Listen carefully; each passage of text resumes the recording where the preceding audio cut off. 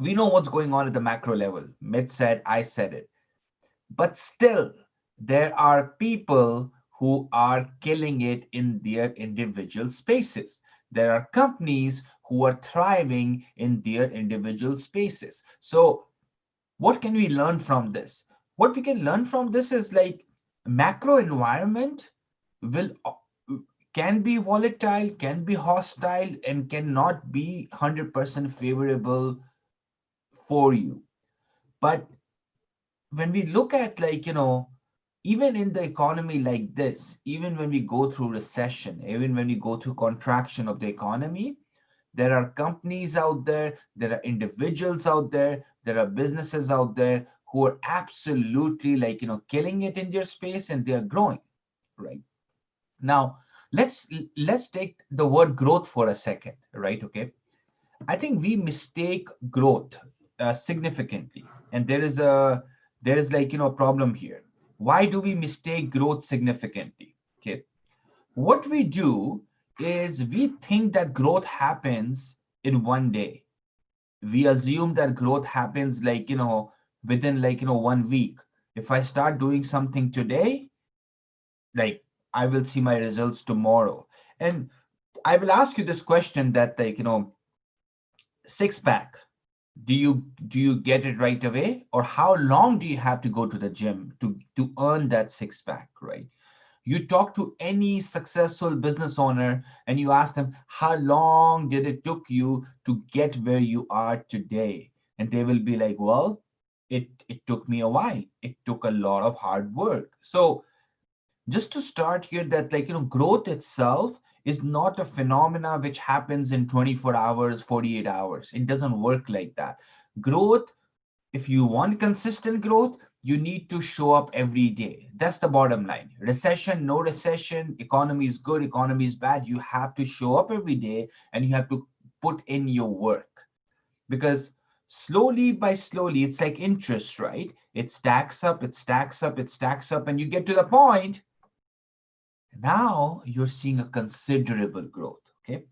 And what I'm saying, what I'm sharing this with you today, you all can resonate with it. So tell me that how many of you guys have seen this picture of Jeff Bezos in the chat section? By the show of hands, right? I'm sure a lot of you have seen this picture of Jeff Bezos. Now, I don't know exact year that when this picture is coming from, but this picture is, I think it's 1998, if I'm not mistaken. It's in 1990s, right? And this shows that consistent effort, right, gives you massive outputs.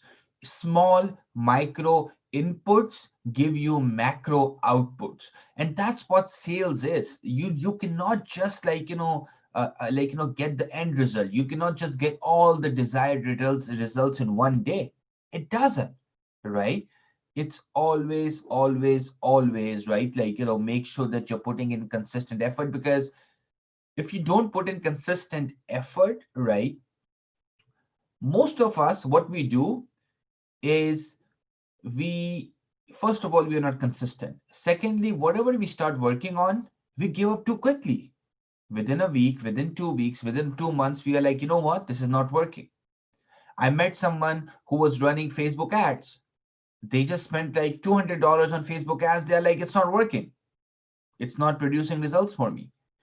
And this is the number one reason, that lack of consistency and not basically doing that thing, that prospecting, right? Prospecting should be part of your daily activity as a business owner, hands down.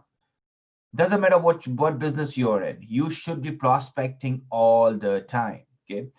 Now, how many of you, I'm sure a lot of you probably be like, have bamboos at your home, uh, or have seen bamboos around, right?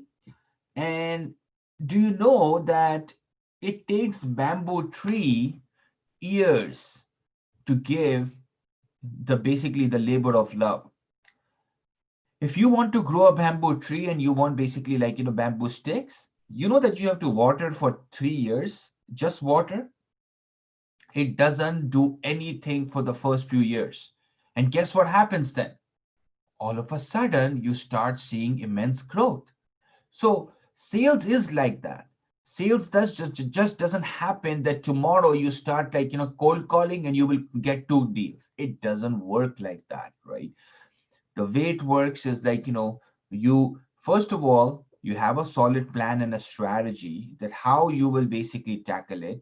Then you start doing it every single day, and if you do it, this is the classic example that first year it's not showing up, super small, right? Well, have to use a better one. So this is like super small, and you can clearly see the growth here, right? Amazing growth.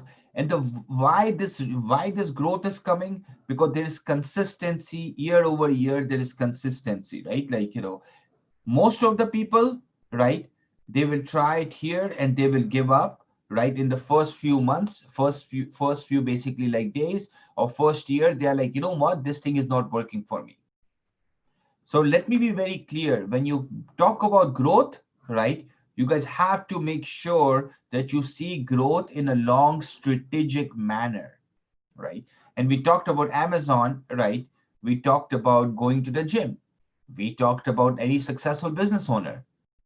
Doesn't matter whoever is successful, nothing happens overnight. Nothing happens in the next 24, 48 hours. You have to put in consistent work, okay? Now, let's assume that you're putting in consistent work, right? Like, okay, where a lot of the business owners basically make a mistake when it comes to selling, right? See, sales is not just about one call or one text message or one email. Sales, mark my words, and this is probably one of the most important words I will say to you today. Sales is the game of nurturing. Sales is the game of nurturing. What do I mean by that? I give you two examples of a real estate companies. Each one of those companies, they both got 100 leads. One company is basically like, one brokerage is actually consistently nurturing the clients. They're sending them emails, they're sending them text messages, they're sending them new properties whenever it's listed in the market. And the other real estate brokerage is not doing anything at all. Out of 100 leads they both got, guess what? The brokerage which was doing consistent nurturing got 40% closing rate. The brokerage which was not doing consistent nurturing, they just called the customer once and that was it. They just converted 8% of the leads. You see 40% versus 8%. And the reason in that big gap is what? Is basically like, having a consistent follow-up process, right?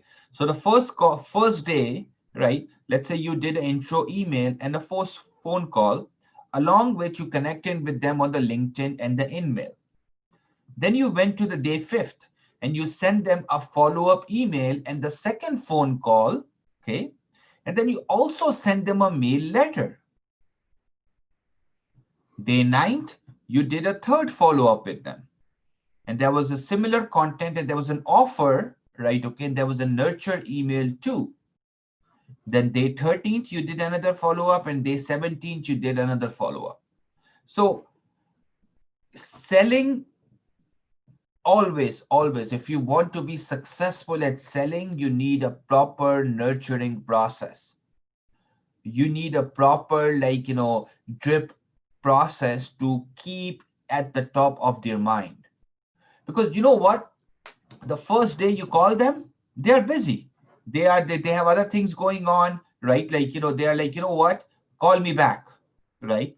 Most of us will not call them back. Most of us, maybe we do another follow-up.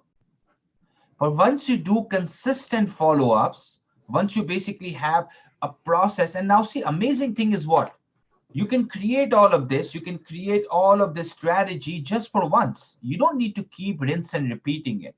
Like, you can literally create it for once, and every customer who comes in your business, they go through a proper follow-up sequence. And this is very, very important for you. anyone who is in the call today, who's basically watching us on YouTube or later on in the recorded video, if you don't have a consistent follow-up, believe me that you are leaving money on the table. So by show of hands or in the chat section, tell me how many of you follow up at least 3 to 5 times with the customer. How many of you are doing it consistently? Okay. And how many of you just do 1 or 2 follow-ups? And I know that, like, Greg, thank you for mentioning that. I know majority of us, we don't do consistent follow-ups. Someone contacted us for a bookkeeping service. We contacted them twice. That's about it. Thank you so much, sir. Like, that's it. Well, do you know that it's so easy to convert a customer who have contacted you once rather than basically like, doing it in a way that like, you have to make sure and very good point, like, what Danielle made. Thank you for the comments, Starcy, Greg, that it's hard to do as a business owner, right? Like, we get caught up. And that's where every business owner, doesn't matter you sell something for $10, you sell something for $500 or $5,000, have a basic CRM in your business. Because all of this, you can automate. That automatically, if Ali doesn't reply by day 9, send them a second nurture email. If Ali doesn't reply by day 13, send them another email. If Ali doesn't reply by day 17, send them another message, right? So you can automate all of these things, right? So you as a business owner are not doing it manually.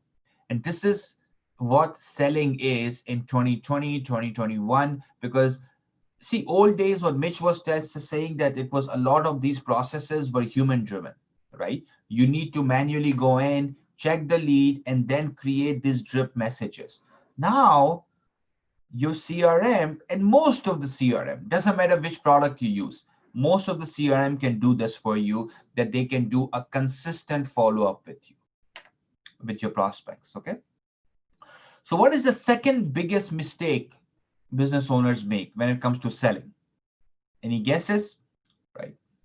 Number one, we talked about lack of consistency, right? Lack of consistency in prospecting, lack of consistency in the follow-ups, right? The second thing business owners basically like, tend to basically like, make a mistake on majorly is that they think that the cold prospect and the customer and the prospect, they're all same. So when they talk to people in the marketplace, guess what happens? They are talking to all of them at one place. Someone who is ready to buy, they're talking to them with the same messaging. Someone who is cold and doesn't know you, you're talking with the same messaging. So first of all, you have to be very clear with this, that 98%, 98%. See, I didn't become a doctor. You can see my writing is not the best. 98% of the your prospects will always be cold. So you need to make sure that first you build a relationship, so you turn the cold into unaware and then into a lead. Don't just throw one message to everyone. This is like talking to people who let's say your friends. Do you talk to them in the same way you talk to strangers? You don't. To strangers, you always start a conversation differently. To your friends, you always know them, so you start the conversation differently. This is similar. When prospects are cold, they are unaware, you talk to them differently. And here, one of the best ways to convert unaware and the cold traffic into basically your lead and a prospect, one of the best strategies to do that is educate them. The more you educate your cold prospects, the more you can push them down the funnel basically. So stop treating everyone in your funnel as the same customer, right? And Lynn, amazing point, right? Because Sometimes what we do that when we meet someone and they are not, they are cold, they didn't reply back to us, we leave them. We don't think that, like, if we do consistent follow-ups, and I gave you an example of a real estate brokerage who did a consistent follow-up, your closing ratio triples. 200, 300, 400% increase in your closing ratio because you're doing a consistent follow-up, right? And also when you do basically like focus on like your new customers and your new leads, right? Always focus on, especially to this 98% who are cold, always focus on adding educational value to them, because this is one of the best ways to earn their trust. So they basically contact you either through an email, through a phone call, through a Facebook message, through a booking an appointment, through downloading something. So they convert this cold traffic into basically a lead, someone who is interested in you, someone who is excited to hear from you. Okay. So I have like, a couple of amazing presentations like, lined up for you guys, said that like, which we will be going over later today. We have, as Mitch mentioned, we have like, two amazing speakers beside myself and Mitch also lined up for today. We're going to talk about, and see guys, today's whole event, right, is all about how to help you increase your revenue, because that's the bottom line, right? Okay. And what I've also done that after this event, basically, right, like, all of us who are attending, right, you guys will get a couple of free resources from me. So I'm just going to quickly share it with you. So one will be basically it's called mass persuasion secrets. Okay. And it's all about like, when you talk to your prospects, how to talk to them. How can you basically convert them into your like, paying clients? But before that, how can you make sure that they trust you? So this is, I will share this with you, is basically like, full like, ebook we have put together. And secondly, what we have put together is email monetizer. What is email monetizer is basically like, it's a report which helps you. How can you basically see, a lot of you already have an existing customer list you're sitting on, 100 people, 50 people, 500 people, whatever it is your existing customer list is. This one will help you understand how can you maximize and get your existing customers to buy from you, to refer you, or to basically get like, do business with you again. Okay, so these two resources I'll be sharing it with you. I know that Mitch has extra resources, our speakers have extra resources, so hang in there. And again, thank you so much for joining today. I'm looking forward to basically like, learning with you and like, sharing ideas, strategy, tools, and techniques when it comes to selling during recession, when it comes to selling during downturn, economic downturn. Okay. Mitch. You got it, Ali. Thank you very much. So, ladies and gentlemen, a lot of information already to get you to the spot where you're going, okay, I give up. I'm just going to go sell. Okay. Who here would be willing to pick up this thing right now? And it doesn't have to have an apple on the back. That's okay. But who here would be willing to pick this thing up right now and call somebody you didn't know and talk about your business? Nobody? Somebody? Anybody? Linwell, absolutely, right? It is by far one of the most terrifying things. And there's a specific reason. And we're going to go right into the stuff you need to be doing very shortly, which may very well include picking this thing up and starting to make phone calls with complete strangers. But what we fear most is the biggest part of the job for a salesperson. In other words, you, if it's just you and your business, you are your business's only salesperson. You are your business's only marketing team. You are exactly. Tarsi, thank you very much. Rejection. Being told no. No is terrifying. No is awful because it means that if you tell me no when I call you, I'm not going to get money. And if I don't get money, I can't have food. And if I can't have food, I'm very likely not going to be able to afford clothing or a roof over my head, et cetera, et cetera, et cetera. And all those things are going to compound, and I'm going to starve to death. And my genetic line will be wiped out of the species. Gone. All because I picked this up and called you and I thought you'd say no. That's what goes through our head on a regular basis when we look at what happens thanks to sales when we're going to reach out and talk to a complete stranger. Now, make no mistake, this device has replaced almost everything else. I mean, I'm talking to you right now on my laptop, right? And up over here and up over here are a couple of monitors, and there's some other stuff scattered around. And I've got a nice big desk, and I got lots of things, and I got lights going on, and I got all this other stuff happening right now. It's wonderful, wonderful, wonderful. But all of that went into this thing. And the moment it went into this, it changed everything for our lives. Now, we didn't know we needed this thing until something really important happened. We were told about it. And we were sold on the idea and the concept for a moment. Now, we've had phones for a very long time. You're going, Mitch, phones were not new. No, they weren't. But being able to take this thing, to be able to put it in my pocket and to have it ring there is unique. In fact, if you really look at that, it's only been within the last 20 years. Anybody on this call right now lived in a time before you could put this in your pocket. So the moment we could take the phone off the wall with the cord and put it in our pocket, that's novel and new, but we had to be told about it. The moment we could take the phone off the wall and without a cord and put it in our pocket, and then we could start to include things like email. That is new, and we had to be told about it. The moment you could do this with this, that was new, and you had to be told about it. Now, we do not adapt very well for change. So I'm going to talk about psychology for a moment here as it regards to sales, because we are always at war with two essential elements. One, we are always afraid of being told no ourselves. Empirically, unequivocally, we are always terrified that we are going to be told no and we're not going to get what we want, which is to be able to sell something and therefore eat and keep a roof over our head. But two, we're always at a war with change.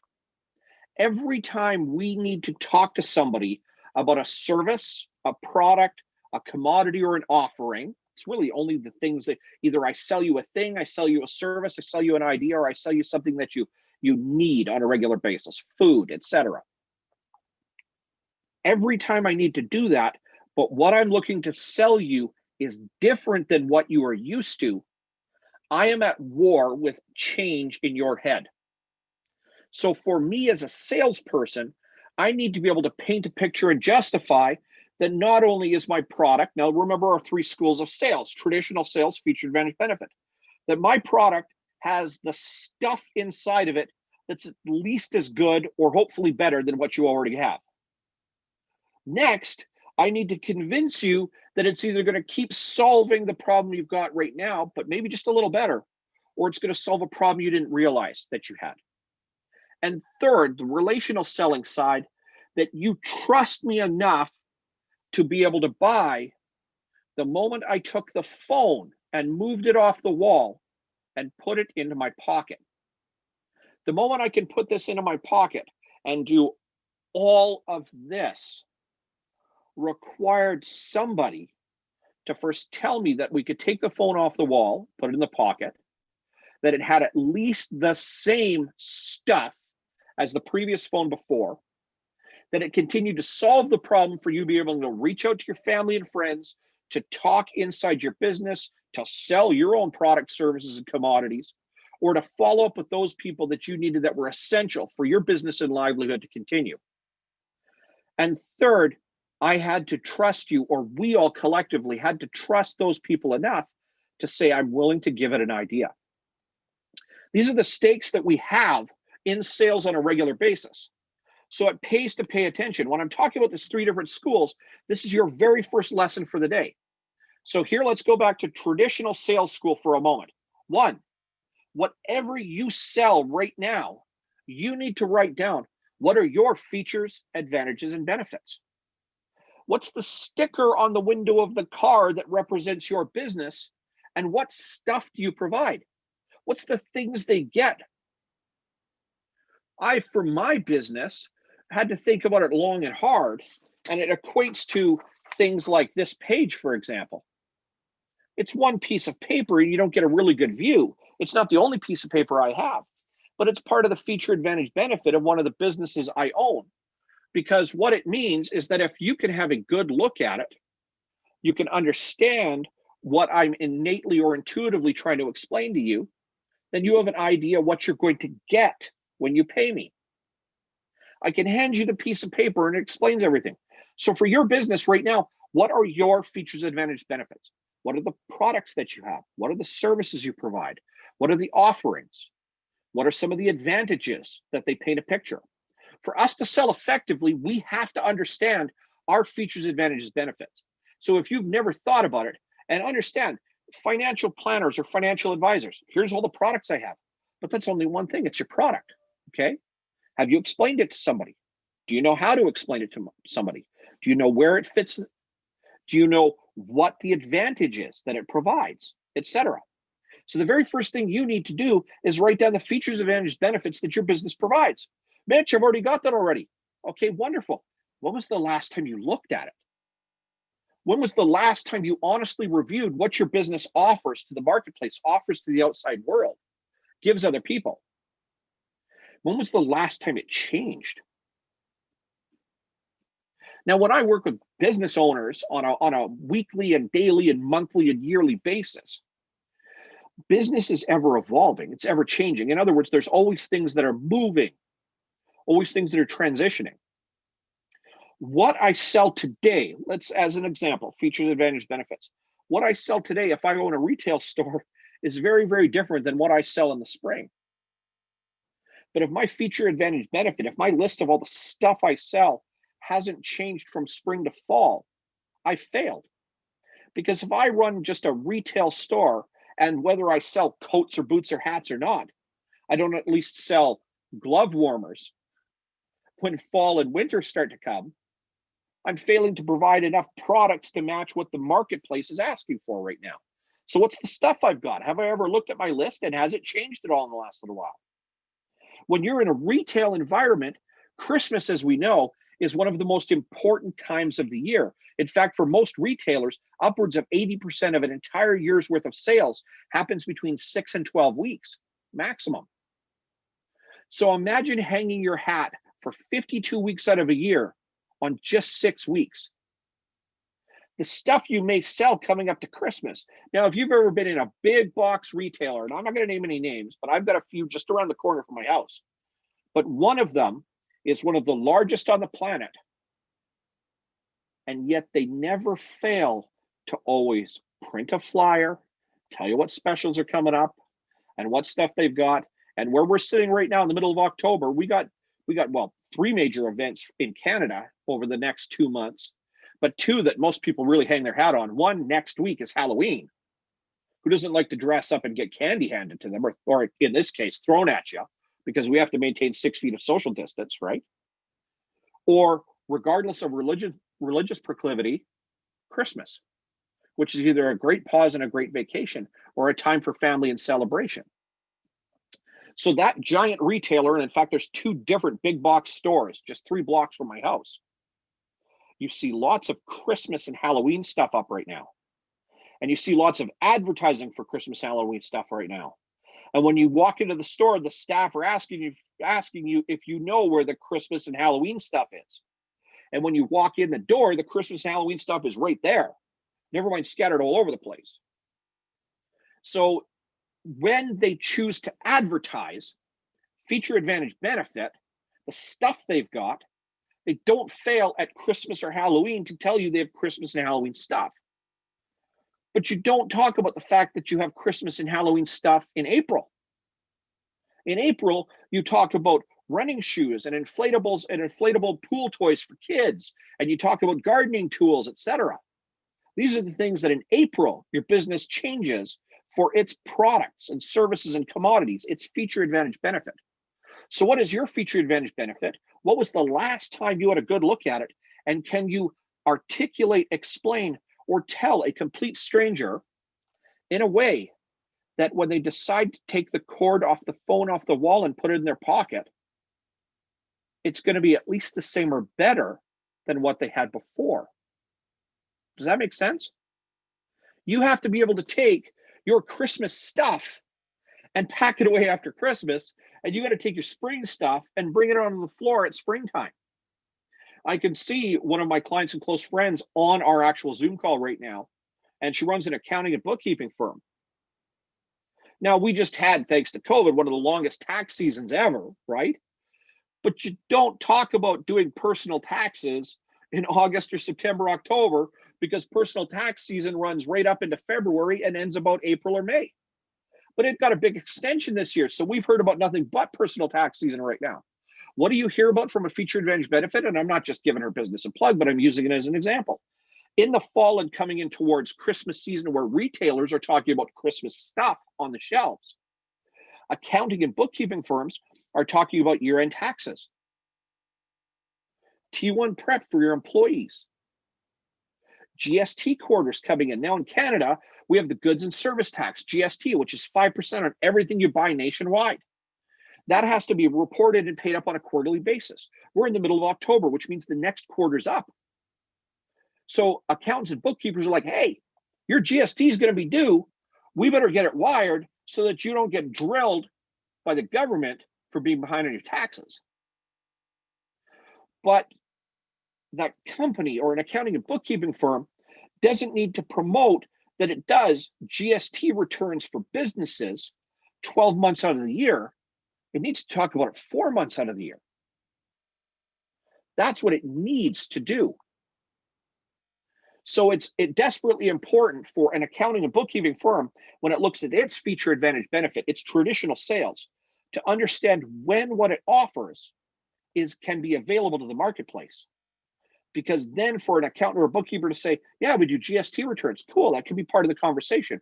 But by the way, it's a very different conversation if I ask anybody on this call right now or anybody live with us, if you have a Canadian business right now, are you prepared to file your GST return? When was the last time you filed your GST return? Do you know how to file your GST return? Because that's desperately important for an accounting or bookkeeping firm to promote the fact that right now you have to be getting that stuff together, because you have to file it right away. Otherwise, there's penalties. And the government doesn't mess around when it's looking for its money, right? We can agree, regardless of where you are in the world, it's much easier for the government to ask you for money than it is to give you money. And you definitely don't want to owe the government money at all. So accounting and bookkeeping firms need to be talking to you about their products and services, their features, advantages, benefits. And 4 times a year, they have to talk about GST. For retailers, we need to talk about Halloween coming up to Halloween and Christmas coming up to Christmas. And in the spring, we need to talk about pool noodles and floaties and barbecue accessories and garden stuff. Well, Mitch, it's all crap. It's all chattel. Well, the retail stores, they sell you all the stuff. They sell you the monitors that sit on the desk, and they sell you the laptop, and they sell you the pen that you write with, and they sell you the coffee cup. By the way, I do love you, all of you, whoever's joined us right now. I do love all of you. They sell us all that stuff. So their features, advantage, benefits is constantly evolving. What are your feature, advantage, benefit? What are your products? What are the advantages they provide, and how are they better than their competitors? You have to know what that is if you're going to be able to sell effectively. And you have to be able to do it in as few words as possible. Next, consultatively, because remember I said there's 3 schools of thought, and some fit for different businesses. But every time you are asked to sell or forced to sell or decide that today is a good day to sell, what problems does what you offer fix? What problem does it take away? What challenge does it overcome? When I talk to an individual business owner about their business, what stuff am I going to take off their plate? What am I going to give them relief over? As a business coach, there's always a handful of symptoms at the front end. But when we look at solving problems, if I use just my business as an example, people are always notoriously short on cash. Most business owners have very little liquid cash to work with. Most business owners have a pretty poor financial structure in their business.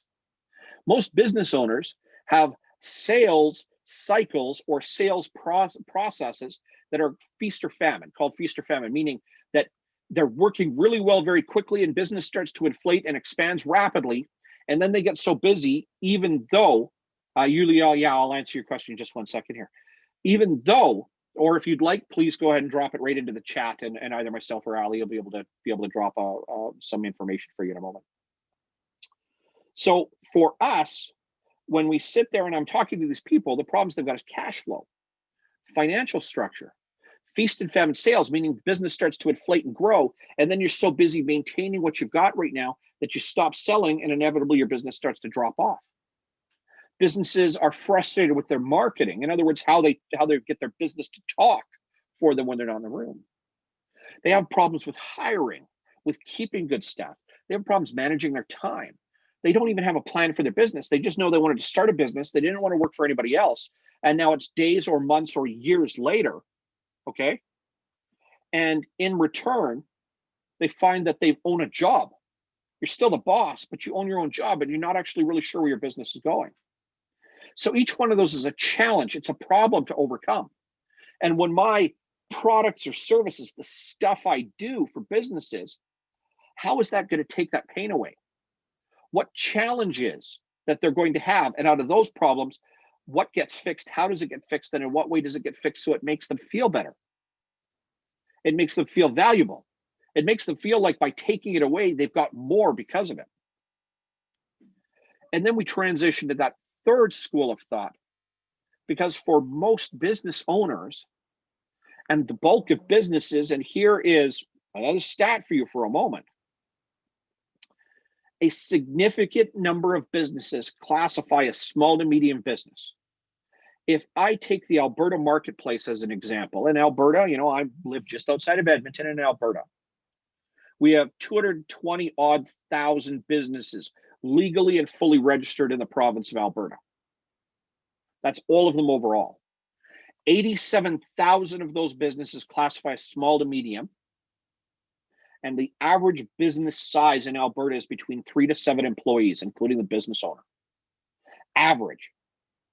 So 87,000 out of 225, 224, 227,000, depends on the day, and we're in the middle of a recession, so chances are that number's smaller right now, classify as small to medium businesses, but the average business only has 3 to 7 employees. So every one of those business owners, when they sell, it's going to be really personal, which means it's well invested for them to build relationships with people too. So when we look at being able to articulate this as a business, we start with the very first school of thought, because we always have to know what our products are. What's the stuff that we sell, and what are the features? What are the things, or what's the stats? What's the page on the side of the truck? What does it say about my business that somebody gets? If I give you $1 and you hand me something that you sell or build or produce or own or created, what am I going to get with it? What's the stuff I get with it? Next, I need to articulate the problems or the challenges that what I offer overcomes. Well, Mitch, I only sell fun stuff. I sell experiences. I sell entertainment. Really? You've never been frustrated? You've never been angry? You've never been bored? You've never been lonely? In the middle of a pandemic, you've never been just bone weary, tired, and you need a few moments of distraction? Music and entertainment have a place to fit too. So what problem and challenge would something like entertainment overcome? And third, what do you stand for when you invest in relationships? Because relational selling means I can articulate to another human being what it means for us to do business long term. And I'm going to, again, use myself as an example. And I want you to think about it for yourself for a moment when it comes to your business. It means that things will always be crystal clear. Always. You will always have a clear answer from me, even if the answer isn't nice. It will always be actionable. In other words, whatever we discuss or choose to talk about in the midst of our business relationship will be something you can tangibly use. You can apply. Third, it will be repeatable. meaning that it doesn't require me to be in the room. Your ability to learn how to do what I offer you is something you take away and applies for your business for life. When was the last time you thought about what it meant for somebody to do business with you and to be able to articulate that in a way that says, this is what my business stands for? Because when you meet somebody, they want great value, meaning the price matches the features they get. They want to know that here are the problems I have myself, that my business or the marketplace that it sits in or the type of business I have, these problems or challenges are, let's say, universal, that what you're offering will solve those. And that when I invest my time and money in you, that I understand exactly what the value you provide as a human being to me is. So I know that I can trust that my money is going to be well invested. As you think about this for your business for a moment, I need you to write something under each one of those. What is the stuff people get, the features, advantage, benefits? What problems or challenges does what you offer solve? Take away? What pain points does it remove? And what do you stand for in that relationship? In other words, what should people expect from you in your business and what it means to be in business with you? I want you to take a moment and I want you to write that down. And if you've been writing while I'm talking, wonderful. But I want you to look at and articulate it, because the other part that I'm going to admonish you for now is that we're also incredibly clever animals when we think about this. And now I want you to take whatever you wrote down or when you're done, and I want you to simplify it into as few words as possible. So if I describe this and my business as an example, Mitch, what stuff do you get? I help business owners with their finance and their cash flow, manage their time better, learn to sell, operate their business and hire more effectively, and to plan, direct, grow, build a strategic plan that encompasses their entire business. There's the things you get. The problems and challenges that get overcome in business are universal. People always have ineffective cash flow and they never seem to have enough money. They can't sell and market very effectively. They don't have time or don't know where to start. And when it comes to their staff and their employees, it's often very difficult to find them, hold on to them, or retain them long term. And then it's even tough to say goodbye. And when you work with me, it will always be crystal clear what you need to do. You will always know how you're supposed to do it. And it will always be something you can take away and do yourself. That was about 40 to 45 words, perhaps a little more, to explain the thing you get if you do business with me, the base problems and challenges that it overcomes, and what it means for me to invest in a relationship with a client or a customer. Now, whether your business is serious or fun, whether it sells something or where it sells an idea, whether it sells a product, you need to be able to articulate in as little a footprint of time and space exactly how that language is going to match for your business. Because the moment you can take it and put it into a structure, as I just have, here's what we offer, here's what it fixes, and here's what it means to do business to us. You can, for the very first time, take that information and give it to another human being. Or you can take that information and put it online. You can take that information and put it in a paid ad. You can take just that information, and every time you meet somebody else that has the potential to take what you offer, you can invest that portion of the relationship with clear and concise information. So your features, advantage, benefits, what's the stuff they get from you? The consultative side of sales, what problems or challenges do you solve? And then relationally, what does it mean to do business with you, and what does your business stand for? Now, I'm going to offer a piece of insight for a moment that's going to open up the floodgates, because I'm going to guess that the bulk of people paying attention right now tend to be in small or medium businesses. Okay, Mitch, that's great, but this doesn't sound like what the big companies do. I challenge you to go look at the advertising or marketing for most of the major companies out there right now, and tell me in a hurry you don't get a sense for their products and what stuff they offer, how it fits into your life, takes away pain points or gives you advantages or just makes things better, and what it stands for from a cultural perspective. And once more, I'm going to use this as an example for a moment, and I will point for a moment to the apple on the back. I like Apple products, I really do. Other people don't, and that's okay. Other people have love for Samsung and Google and Huawei, et cetera, et cetera. Other people use Dell laptops and Intel laptops and et cetera, et cetera. It really doesn't matter. Most of this technology works the same. But Apple, and I'm going to use them as an example, does a really good job of explaining exactly what you get. And they equate it to the price point that's there. Now people can say price is too high, price is too low. But the reality is that you know exactly what you're going to get out of Apple. You know exactly what you're going to get. You're going to get a phone or a laptop, or you're going to get earbuds, headphones that are going to, have wires or not wires. And by the way, there's the wired version of them too, right?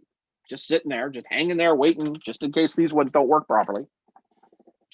So you know exactly what you're going to get when you go to the website. The same thing for Samsung. You're going to know exactly what you're going to get. Samsung doesn't just sell phones, they sell TVs and refrigerators and all sorts of other stuff. But if you go and you look at their website, you're going to be able to navigate and find the stuff that they offer very quickly.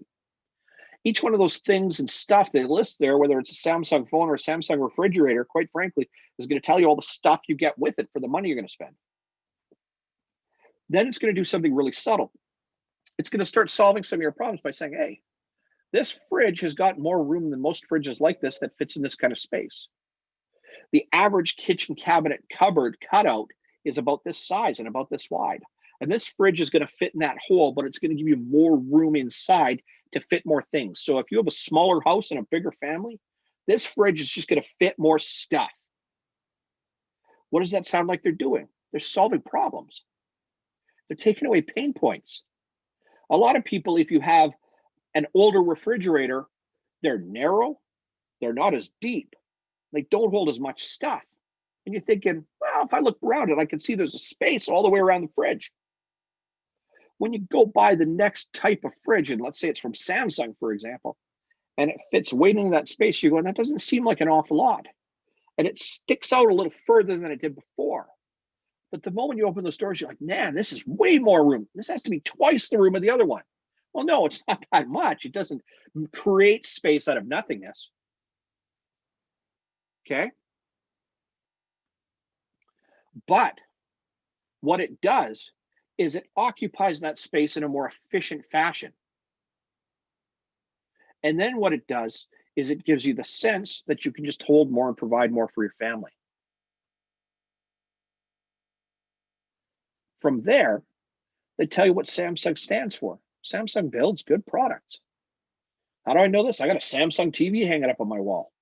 I got a Samsung fridge in my kitchen. But Mitch, you're an Apple dude. Apple doesn't build TVs and fridges. But Samsung does. And I like their TVs and their fridges very, very much. And you know that you get quality products out of them. So for us, when we look at each one of these, it provides a feature advantage benefit for every one of these products. They tell you the problems they're going to solve. The fridge is going to give you more volume inside, more room inside. So it's still going to only fit in the same space, but you're going to pack more stuff in there, which means if you got a busy family, or you got changes in diet, or you got a big meal. Remember we talked about retail not that long ago about how we had Halloween and Christmas coming up? Well, in Canada, we just had Thanksgiving. In the US, they got Thanksgiving coming up in November. That fridge is going to hold more stuff for when your family's around you if they're allowed to come to your house in the middle of a pandemic. So it's going to fix your problem by space, just being able to accommodate more food to be able to cook for those nearest and dearest to you. And if they build a good product and they understand what it is, your likelihood of buying from them is going to be there. So if you have your feature advantage benefit, the problems or challenges you overcome, and what it means to stand for business, then you have answered the very first question inside of sales. Because the moment you can articulate that in as few words as possible, that means that your own personal sales cycle is going to be faster. When it's faster, what does that mean? You can end up having more conversations. Does that make sense? So far this morning, what we've discussed is there are 5 different things or pillars that we need for your business. That we have direct sales, we have paid advertising, we have marketing, we have business development, and we have that customer service, that retention standpoint. What we've just talked about now, absolutely. Yeah, thanks for the commentary, guys. From there, what we've just discussed now, can you see how if I know what I sell, what it fixes, and what it means to do business with me, how that fits into each one of these places? Does that change for you the perspective for a moment that when I directly sell, if I get more efficient because it's faster to explain what I offer, what it fixes, and what it means to do business with me, does it mean that very likely my direct sales cycle is about to speed up? If I take that information and plug it straight into my paid advertising, what's the likelihood you're getting across the best foot forward for your business when you pay money to have your business talk to people on, I don't know, Google, YouTube, Facebook, a flyer that comes in the mail? When you take that information and you input it into your marketing pillar or cycle, what's the likelihood your business is going to be far clearer on what it does to the outside marketplace? And in other words, if that information is what you continue to repeat over and over and over again, how quickly do you think you're going to educate your potential audience, your customers? When we can articulate that feature, advantage, benefit, those problems and challenges that we fix, and what it means and what we stand for when we build relationships, when we go to that business development pillar, plan, direct, grow, when you can articulate all of that information together in as few words as possible, how much more efficient does your entire sales process become because you've done most of your planning? Now, that pillar is an important one for a moment.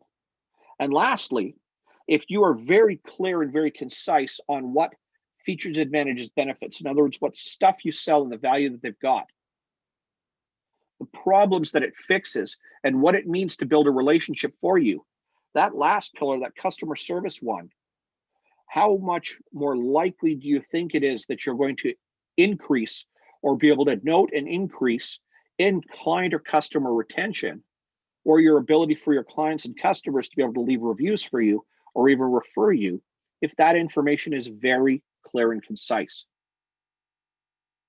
Now, while we're here, because in about 17 minutes, our first other speaker of the day is going to be coming on. I want you to think about the information you've got right now. And I asked you a question early on: direct sales, paid advertising, marketing, business development, planning and understanding your business, and customer service. Did you have something that was going on in all of those? Next, we talked about schools of sales. Traditional sales or neo-traditional sales, feature, advantage, benefit. Here's the stuff you get when you pay money for what I offer. Consultative sales. Here's the problems or challenges. Here's the pain points I take away. And relational selling. Here's what I stand for and what investing in relationships looks like and what you can expect out of us when we do business together. So now we've gone and we've said to ourselves for the first time, self, for my business, what is my feature, advantage, benefit? What's all the stuff people get when they pay good money for what I've got? Next, what do I fix? What problems? What advantages do people get? What challenges do we overcome when I provide that? And third, what we stand for a relationship. Now that information can pop into each one of these. I want you to take 2 minutes and say, if I have this information, really concise things, can I see for the first time now that maybe I can much more easily understand what I'm supposed to provide into each one of these if I don't necessarily know how to deliver it? That's important to note because this information itself gives you the information that your business requires to increase its sales across all 5 of these pillars for your business to grow. Just this alone already gives you enough information that your business is capable now. It might not have the technology or the tools or the method to do it yet, but to be able to deliver into each one of these effectively. From there, I want you to say to yourself now, what have I done in the last year in each one of these? What do I do on a regular basis, or what do I do consistently for sales? What have I done, or what do I do on a regular basis? And I want you to write it down for paid advertising. What have I done, or what do I do on a regular basis for marketing? What have I done, or do I do to plan and measure what my business is doing as it grows? And what have I done, or what do I do from a customer service side? In other words, talking to my clients and customers, following up with my previous clients and customers, asking them to provide feedback to me, reviews and testimonials, and asking them if they're able to refer. I want you to be able to articulate that information for your business for a moment, because it's going to be important to note that you've got errors or holes and inconsistencies, and very likely that behavior doesn't happen all the time, all the ways it needs to. Businesses, though, need to note that we must have that for business to succeed overall. And inside of a recession, a business that delivers consistently in all 5 of those areas is going to attract more business and more clientele. So I want you to note what you've done. And now I want you to get aggressive for a moment and write down what you plan to do next. It's okay if you don't know how to deliver, but I want you to write down how you're going to plan to do it next. Now, as you're writing that, I want you to think, okay, Mitch, business development, that's the planning side, right? That's where I measure things. How am I going to know it works? When we build new behaviors, when we build new processes or tools, it pays to write it all down. So if all you do every time I say, hey, write this down, by the end of our time here today at 3:30, you're going to have your business development plan in place. You already know where you should be working on or writing right now your features, advantage, benefits. In other words, what people get when they pay good money. What's the product or service, or what do you provide for people when they pay you good money? You should already have an idea, or should be writing down or jotting notes right now, or making maybe some changes or amendments to your business when it comes to how you fix problems and overcome challenges. And next, you should have an idea for the first time, or you should be looking at it critically, what it means for your business to stand for itself inside of building relationships. From there, I want you to equate it to each of these 5 behaviors, what we did, what we plan to do, because you've got the core information that needs to go into it. Next, for each one of these pillars, you need to pick one thing that you're going to do, direct sales. If you are your team's only sales team, great. Because when we choose to plan and direct and grow, business development pillar, right? We choose to figure out what to do. And I say, okay, I'm going to sell more consistently. I'm going to sell more regularly. I'm going to sell more frequently. Even if it's busy and it's a little tough or tight, I'm going to make sure to reach out and communicate with at least 1 or 2 or 3 other people on a regular basis. Okay. And when it's quiet, I'm going to know who I want to talk to even more frequently than that. Okay. Makes a lot of sense. Makes an awful lot of sense.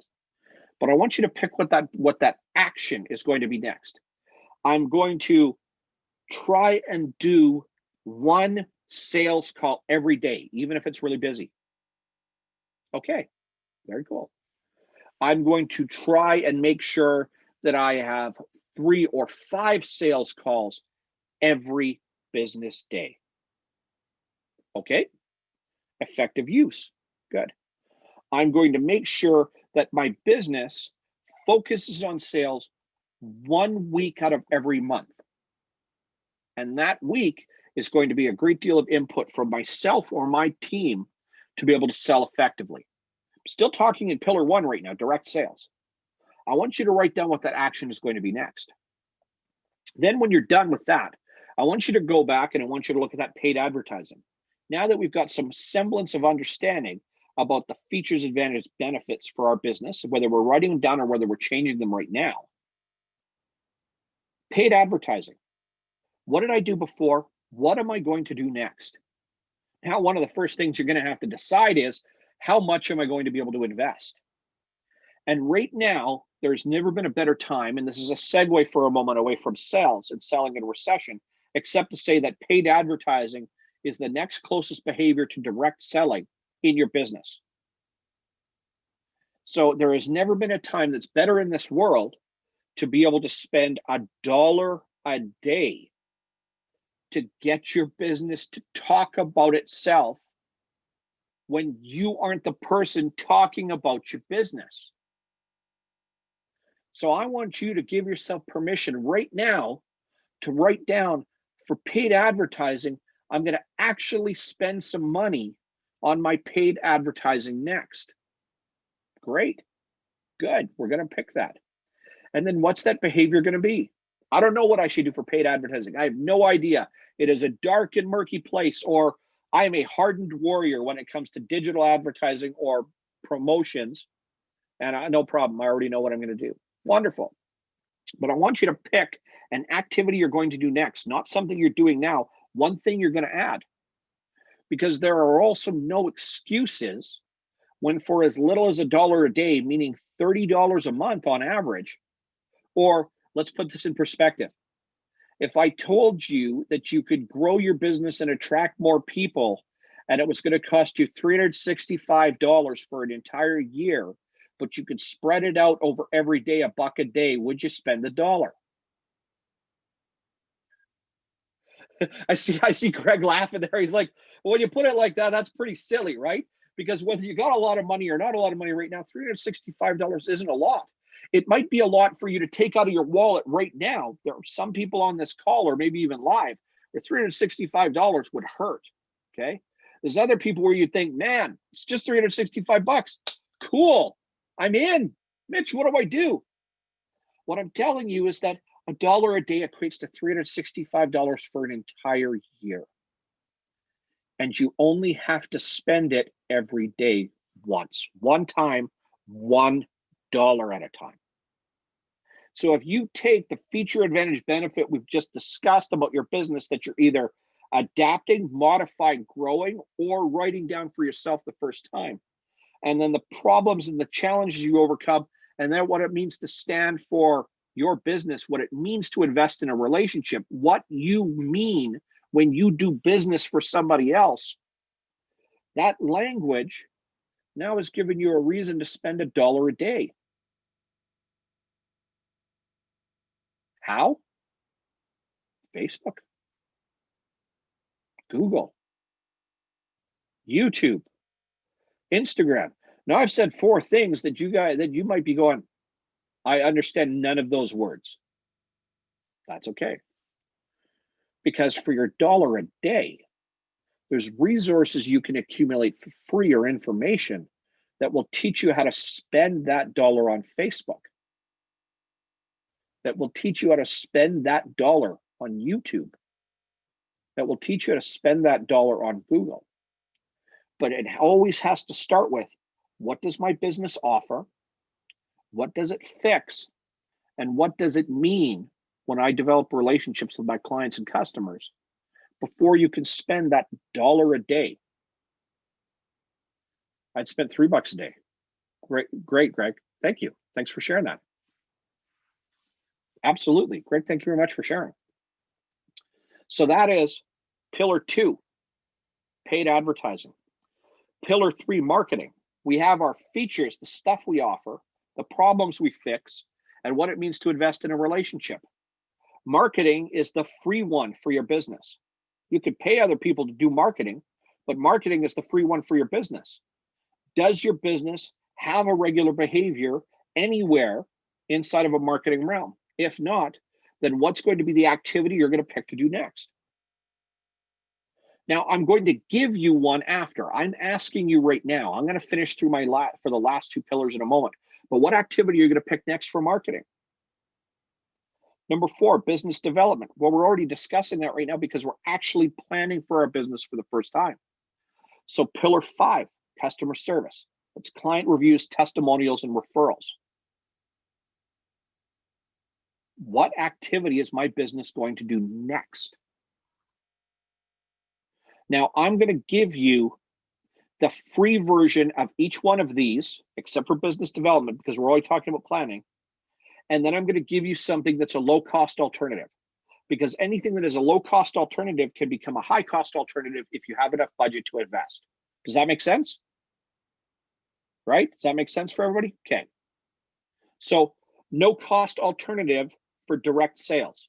You, or if you're paying somebody else right now for sales or to regular talk to people, you need to give them a copy, or you need to regularly commit to, every time I have a chance to talk to somebody, whether I actively follow up with someone, in other words, I'm calling them to talk about whether or not they want to do business with me, or I am following up with somebody that has expressed an interest in the past.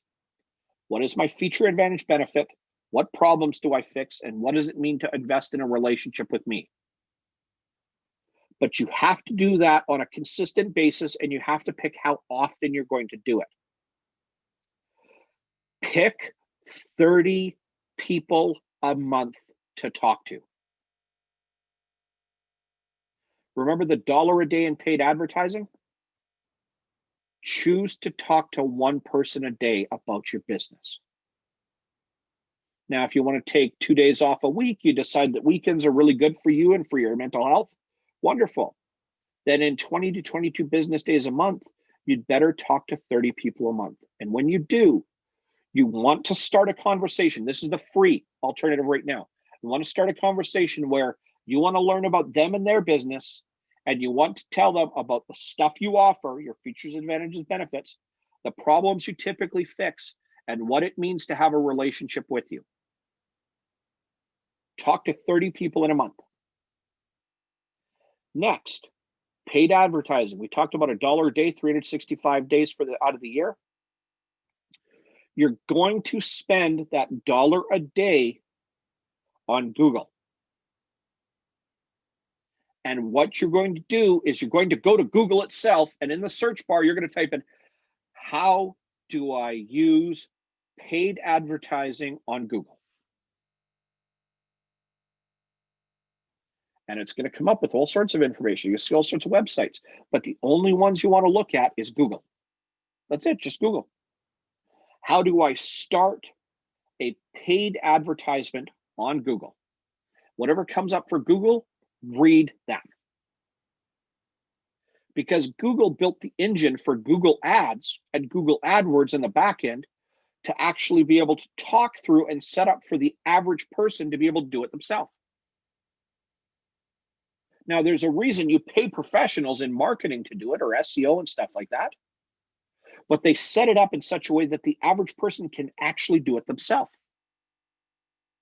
So you're going to go with Google, how to use paid advertising in Google, and just read the Google stuff and do what they tell you to do. And when Google says, hey, I'm going to suggest you spend $15 a day, you're going to go, nope, I want to spend $1 a day. And then what are we going to use for that advertising?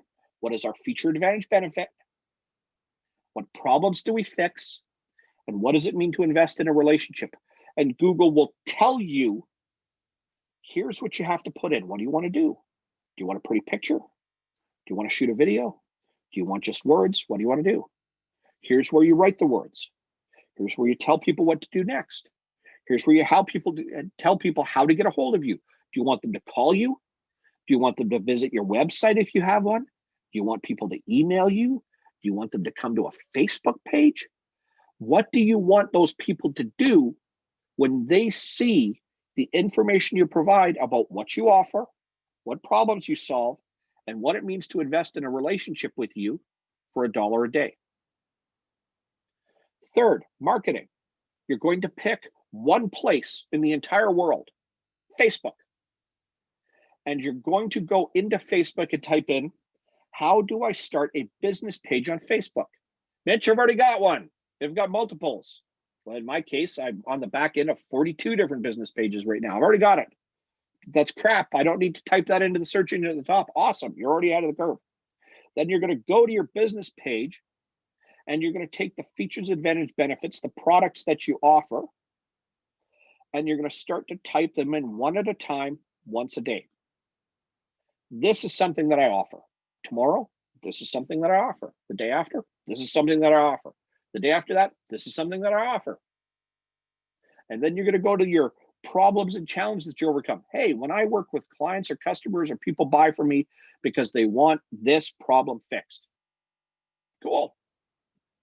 Next, what does it stand for to be in a relationship? What does it stand for to do business with you? You're going to take that and you're going to put that on the page and create a post, and you're going to publish something like that once a day. So every day on Facebook, your business is going to talk about either what it does, what problems it fixes, or what it means to be in a relationship with you in business. Mitch, I've got a business with dozens of employees. This sounds inane and like horse shit. I'm telling you right now, chances are your business isn't doing this. Or if you're paying a person to do it for you, they're not doing enough of it. So there are 3 of the 5 pillars, and I'm going to leave the last one, customer service and review, for after, because we're coming up on our first guest speaker of the day.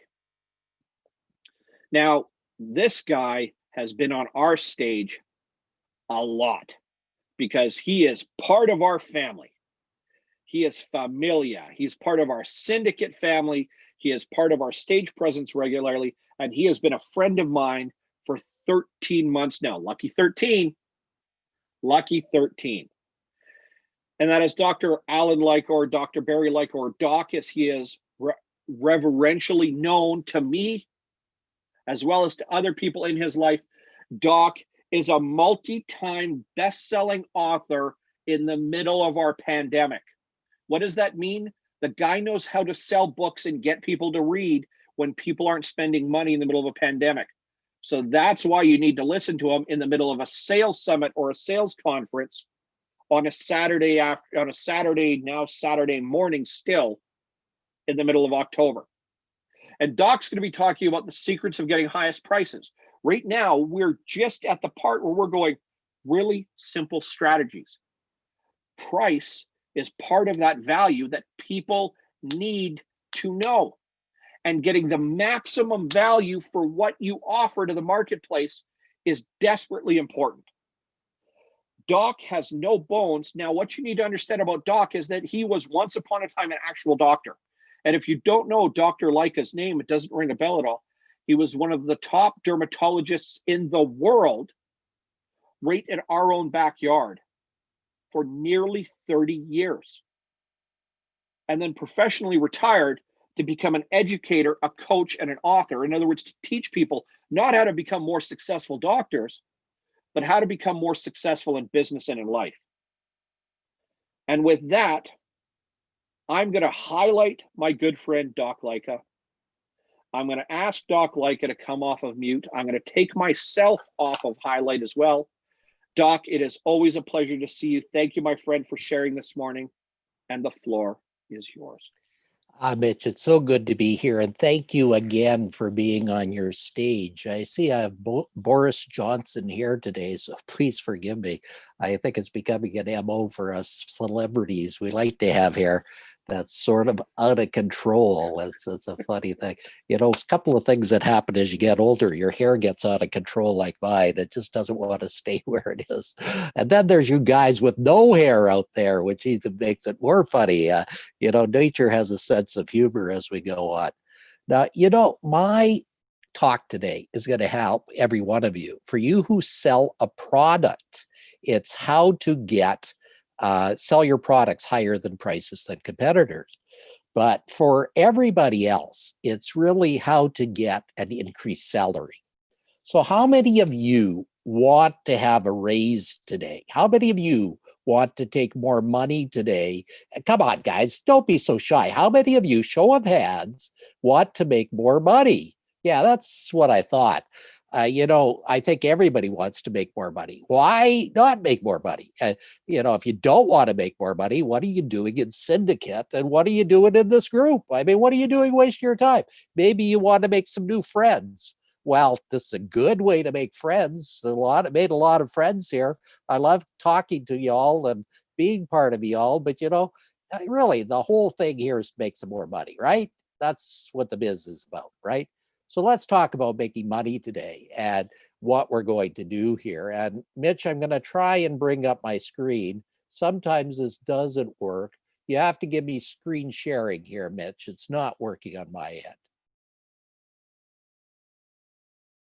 Host disabled screen sharing, it still says, Mitch. So see if we can get my screen up here.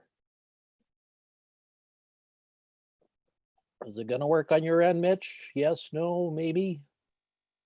Give it a try now, Doc. Doesn't seem to be working on my end. Let me try it again. Oh, there it seems to be. Okay, where are you, puppy? Let's bring up my PowerPoint. Okay, let's go for it here. Okay, so we're going to talk to you about the secrets to make more money. And Mitch just talked about a bunch of them there. So if you're not paying attention to Mitch, you guys are idiots. I tell things like a spade. Mitch, I'm as point blank as as anybody, right, Mitch? I think that's the way it can be. I was trained by Dan Kennedy, the no bullshit guy, and so I don't spend any bullshit in business. If you want to bullshit in business, go ahead, but you're not going to get it from me. I don't believe in bullshit. I don't have enough time in the day for bullshit. So let's not talk bullshit, okay? You want to talk to bullshit, listen to a politician. They are full of it, okay, guys? My personal view on this, but I don't go that way. And I'm going to bet you all the biggest stake in Alberta that each of you will get a raise today and more money today if you listen to what I say. Anybody in for that bet? Show of hands. Come on, bet with me. Okay, you're odd. I like a competition. If you don't have a competition, what's the point? Now, my views are based on this little guy's book, How to Sell at Margins Higher Than Your Competitors. Okay, does anybody know this book? Has anybody read this book? No, okay, good. Greg has. I love it. Some of you guys read. Mitch has. Okay, so number one, any of you guys want to make more money, read more books. Okay, number one, Pearl, write it down. Read more books. Read a book every week. I often read a book a day. If you went into my office before, I had tons of books. When my girls packed them up, they hated me. I had 15 boxes of books. In my office, I have books. In my house, I have books. You want to know the difference between a rich person and a poor person? A rich person has books. A poor person has big TVs. Okay, you want to spend all your time and waste all your money, spend time on YouTube and watching TVs. You will be going brain dead. Another pearl, stop watching TV. Now, how many of you guys say, I don't have time to read books? Holy Christ, guys, you only spend how much time watching TV? How much time do you spend wasting in a day? Have you ever heard of audiobooks for you guys who drive around for a living and go from place to place and can get those on there? Have you ever heard of CD players on you can put things in there and get people talking to you? So number two, waste less time. Read books, listen to books. How many guys of you exercise? Well, guess what? You could be listening to a podcast on that and learn something. Learn something new every day. You will make some money.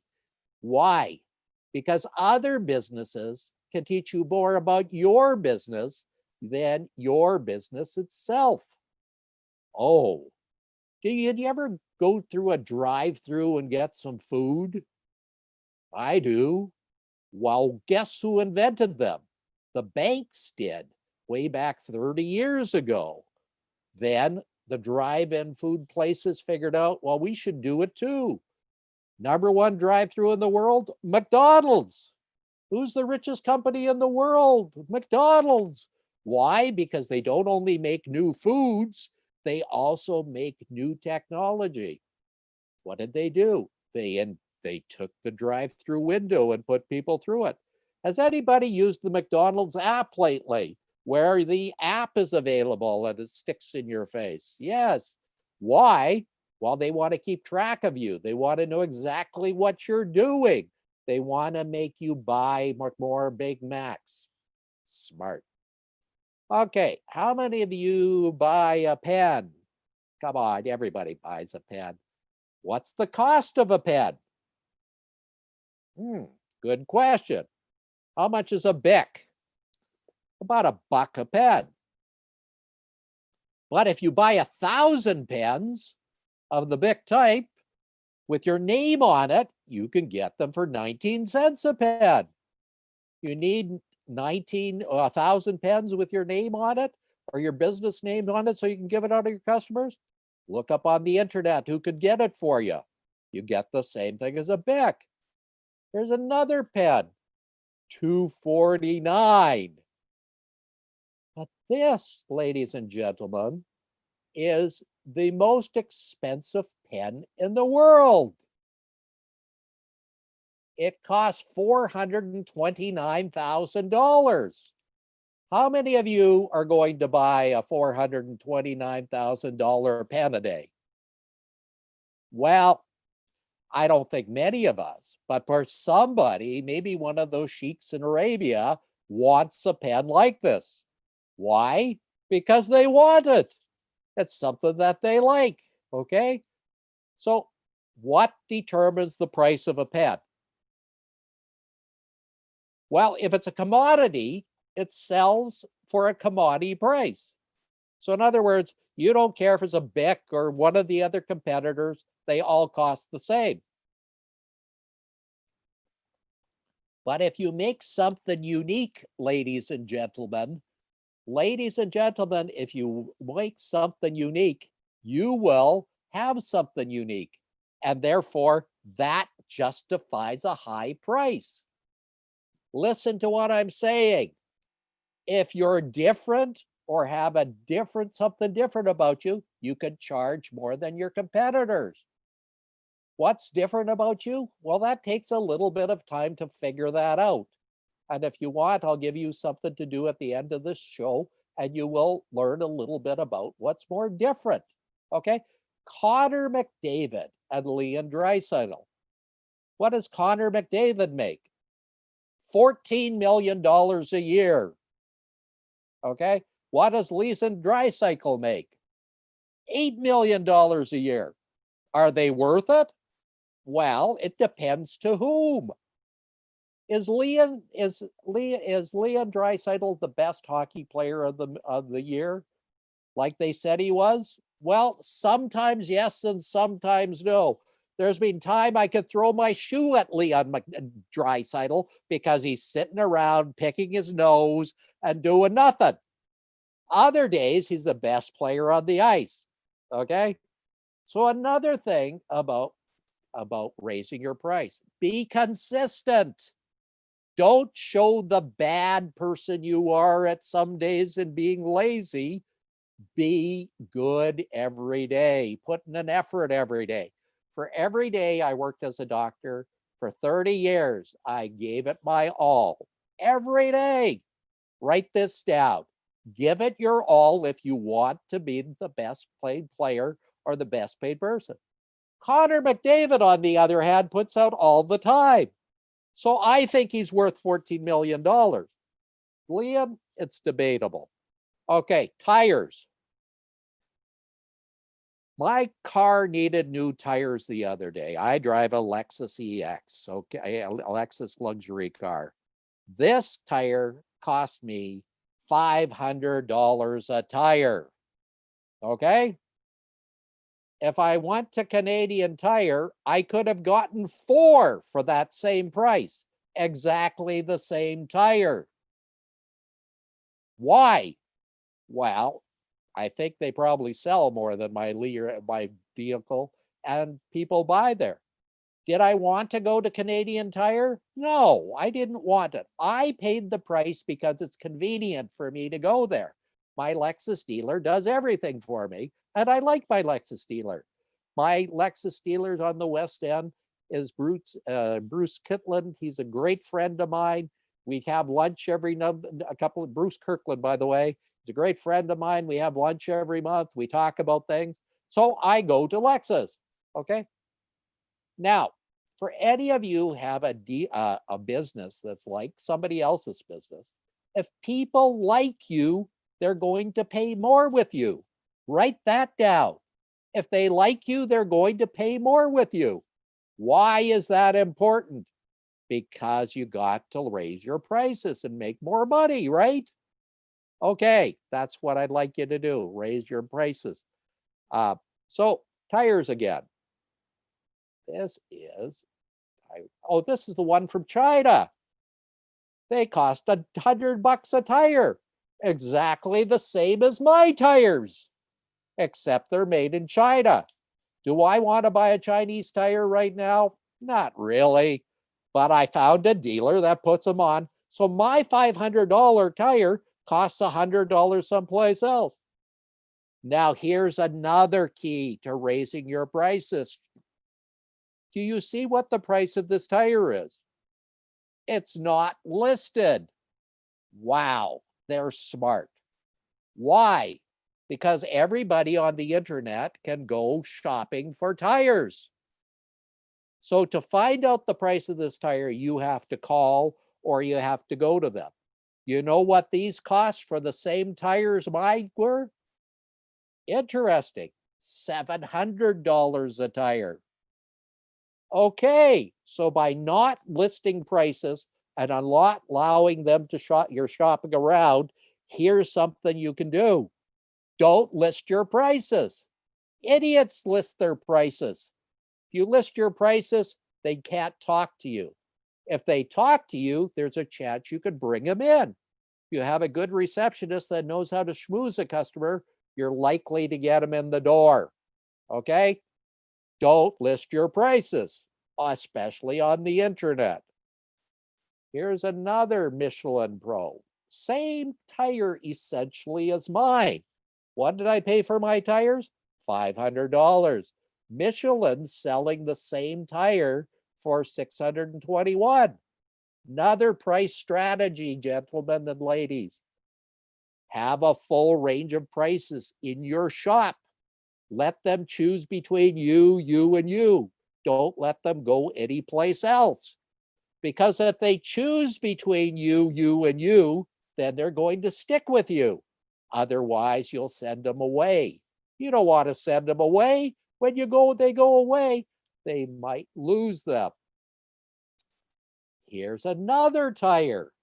The same sort of thing I wanted. Nokias are wonderful tires. They're made in Sweden. They're virtually the same as mine. You heard the cheap tire was $100. Here's Nokia's at $143. I paid $500 for my tire. Why? Because of convenience. Are you getting some of the strategy down? Where nod your head if you're getting it down. Are you understanding how you can sell at better prices than your competitors? Okay. Again, somebody didn't list their price. Smart. Who was it again? Bridgestone. Bright people. Let's talk about watches for a minute. How many of you have owned a Timex watch in your lifetime? Anybody remember what the motto was? It takes a licking and keeps on ticking. Right, you got it. Okay, I remember that. Another way to sell at prices higher than your competitors is have a motto. If they can identify something with you, they will come back to you over and over again. If they come back to you over and over again, guess what? You don't sell them one now, you sell them another one tomorrow, you sell them one the next day. So if they come back to you over and over and over again, you make more money, right? Mrs. Smith comes back to you 5 times a year and she buys something for $200 at 5 times a year, you've just made more money, right? Okay, another way to do this is have a newsletter. Oh, do you have a newsletter? Everybody's saying no. No, who has a newsletter? Who doesn't have a newsletter? Okay, let me tell you the secret of a newsletter. A newsletter gets people to come back to you. And every month you send a newsletter to a person, they have a better chance of saying to you. Did you know that companies that do not have a newsletter lose 10% of their business every month? What? You lose 10% of your business every month if you don't have a newsletter? Can you afford to lose 10% of your business every month? When I was a cosmetic surgeon, I couldn't. Oh my God. Okay, can you write a newsletter? It's easy. You've got an internet. You can cut out articles and paste into them. You know what? My #1 article that was read was about my dog, Willie. Willie was the most famous dog in the world. Everybody used to love Willie. In fact, it became so popular, that dog, that when my dog died, I got thousands of cards, gifts, and letters. People were mortified. So if you have a newsletter, write about your dog. If you like cats, write about cats. I and Mitch believe the same. Cats should be shot or killed rather than. Anybody remember that Planet person that used to go eat dogs on the show? What was his name, Mitch? You remember? I used to go around and eat cats. He used to go and eat cats, and it was funny. It was funny. No one eats cats, but it was funny. I don't like cats, so I don't write about cats. But if you have a dog and a cat, write both. Why? Because your customers love cats. And if they love it, do something to get them to like you. Okay, makes sense? Am I coming across with my strategy now? Okay, here's a nice little watch. This Timex watch sells for about 159 bucks. This one sells for $69. Okay, Timex sells watches for 169. They sell them for 269. They sell them for 69. Why? Because they keep them with the Timex. Great. Now, here's that high-priced watch again that I told you about. Oh, remember, here's the most expensive watch in the world. It sold for $34 million. Why did it sell for $34 million? I don't know, but I think somebody liked it more than other watches. They wanted something that was rare. Something that's rare or unique sells for something that's not rare or unique. Do you remember that once in Edmonton, we had a grocery store that used to fly in a loaf of bread every day for 300 bucks a loaf? Do you remember that, Mitch? Yeah. Well, they did. Why? Because it was unique. 300 bucks makes it unique. Does somebody need a 300-buck loaf of bread? No, but it makes a great conversation piece. So when you have everybody over for supper, and when you'll have them over again when COVID's gone, having a 300 loaf of bread is a great conversation piece, believe me. Really does it. Okay, let's go to my other passion. I love photography. My hobby is photography. I love taking pictures, and I love expensive cameras. This one is insane, though. This is a Leica camera. It's sold for $10,000. Why? Because it's rare and unique. There's only one. Lesson in your businesses. If you have something that's rare and unique, price it more. Make it something, Mitch is the greatest coach in the world. Now, he can sell his services for a lot more than he does. We've talked about this. He doesn't do it because he doesn't want to harm people, okay? But if Mitch wanted, he can sell his services for 10 times what he is now. And I've told Mitch, you should sell some of your service to some of the people out there if you want to. He said, yeah, but I find those pieces are the biggest pain in the ass people in the world. So another thing about business. Number one, don't sell to people you hate because they'll make your life miserable. So another thing about business is get rid of those that are causing your business a lot of pain and causing you a lot of pain. Fire customers regularly. If you're not, they're coming back to haunt you. All they do is bitch and complain. And bitching and complaining is not a good thing. Danielle, thank you. Danielle's giving me the thumbs up symbol anytime I'm saying something right. So if any of you, if you know where the thumbs up symbol is, click it for me because it helps me to know I'm making my message. Okay, cameras. I like Henry's camera service. It's on the internet. They give me good service. So another thing that makes a business unique if they give good customer service. These people, they write me, did you have anything wrong with your camera? They will lend me a new lens for a week before I actually buy it.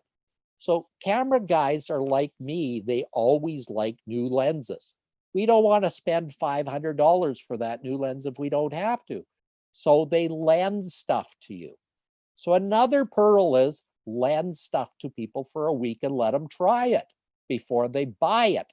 They'll buy more of that stuff. People just want to try before they buy. Right, Mitch? Is that right? Always like to try before they buy. Televisions. Oh my God. I went looking for televisions the other day and my mind boggled me. Oh my God, some are cheaper, some are more expensive. It makes no business why. Here's one for $3,999. Oh, wow, that is stupid. I think that's something that doesn't make sense. But here's another one. What's this one for? $4,950. Do you get my thing here, guys? A thing can sell for anything that it wants to.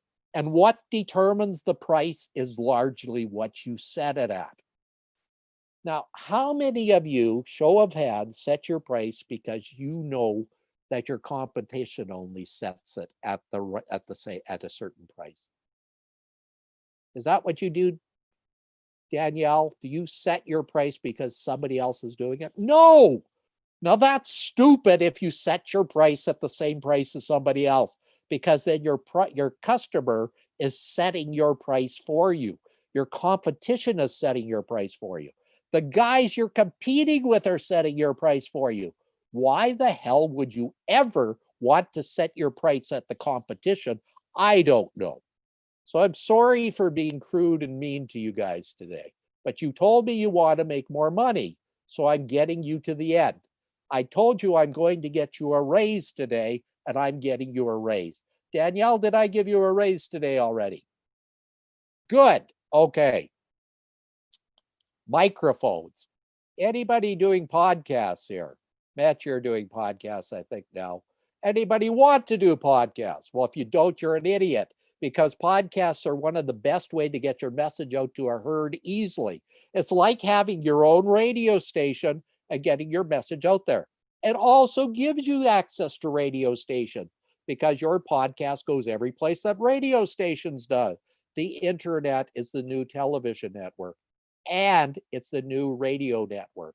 So guys, if you're not doing podcasts, learn how. You will get a raise. Why? You'll be more visible. Visibility means you get more business. Oh my God, people, do you want more business? Be more visible. You want more business? Become a celebrity. How do you become a celebrity? Well, I can teach that to you, okay? But you got to learn that. Why do you want to be a celebrity? Celebrities make more money than non-celebrities. Okay. Okay. Here's a Rode microphone. Okay. I bought my microphone that I use every day.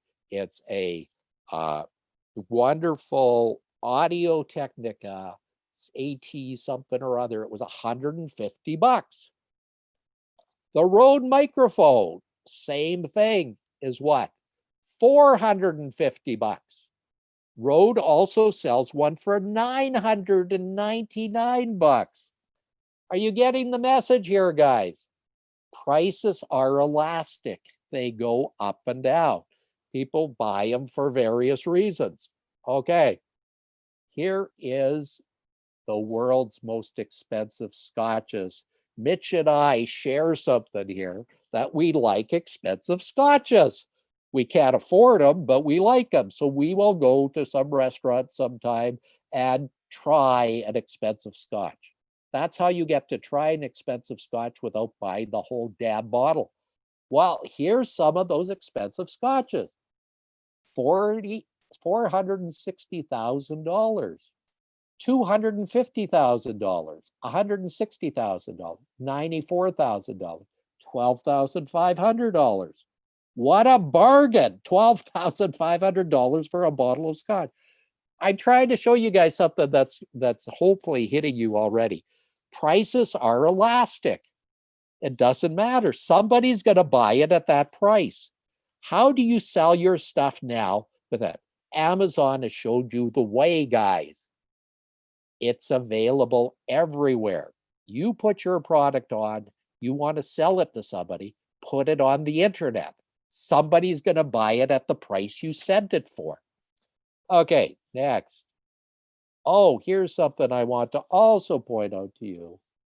These are the world's most expensive vodkas. Absolute Crystal vodka is $1,000. Imperial Collection vodka, 9,500 bucks. See, vodkas have elastic pricing too. In fact, Absolute vodka, when they came out, their only marketing strategy was they wanted to be the highest priced vodka. So at the time, they set themselves as the highest priced vodka. Guess what happened? People started buying it. Another way to make yourself more is become the highest price provider. People want it that way. Okay, restaurants. If you like Japanese food in Edmonton, you probably have been to some of these. There's the Mikado, which is 5 stars. It also has 2-star pricing. There's West End Village Mall that has 1-star pricing. There's Japanese Village that has 3-star pricing. So you can empty your wallet at Japanese Village, or you could go to some of these others, okay? That really is interesting because the other day I was at my favorite restaurant in Edmonton, Ichiban. Ichiban. Ichiban is a neat restaurant. If you haven't been there and like Japanese food, try their Kobo boxes. They're really good. Well, yesterday, my wife and I were too tired. It was Friday night. So I asked my wife what she'd like to order. And she said, let's get some Ichiban. So I ordered Ichiban. Okay.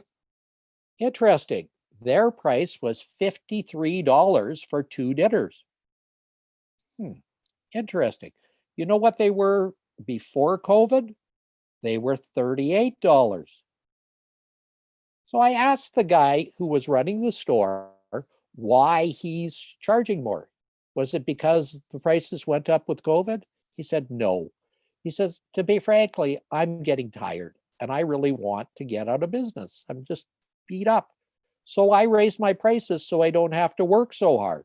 So that way I don't have to sell as many things to make my business go. Well, think about that. If you sell less, you have to work less hard, right? Do you want to work less hard? Good idea. Your coronaries will last longer. Okay. Anybody been to McGavin Bread in Edmonton? Yes. And if you haven't, you should. They sell bread at $1 a loaf. They've done that for 30 years. Okay. So their price strategy is just they like to give their bread that's a day old at $1 a bread. Several bakeries in the city do that.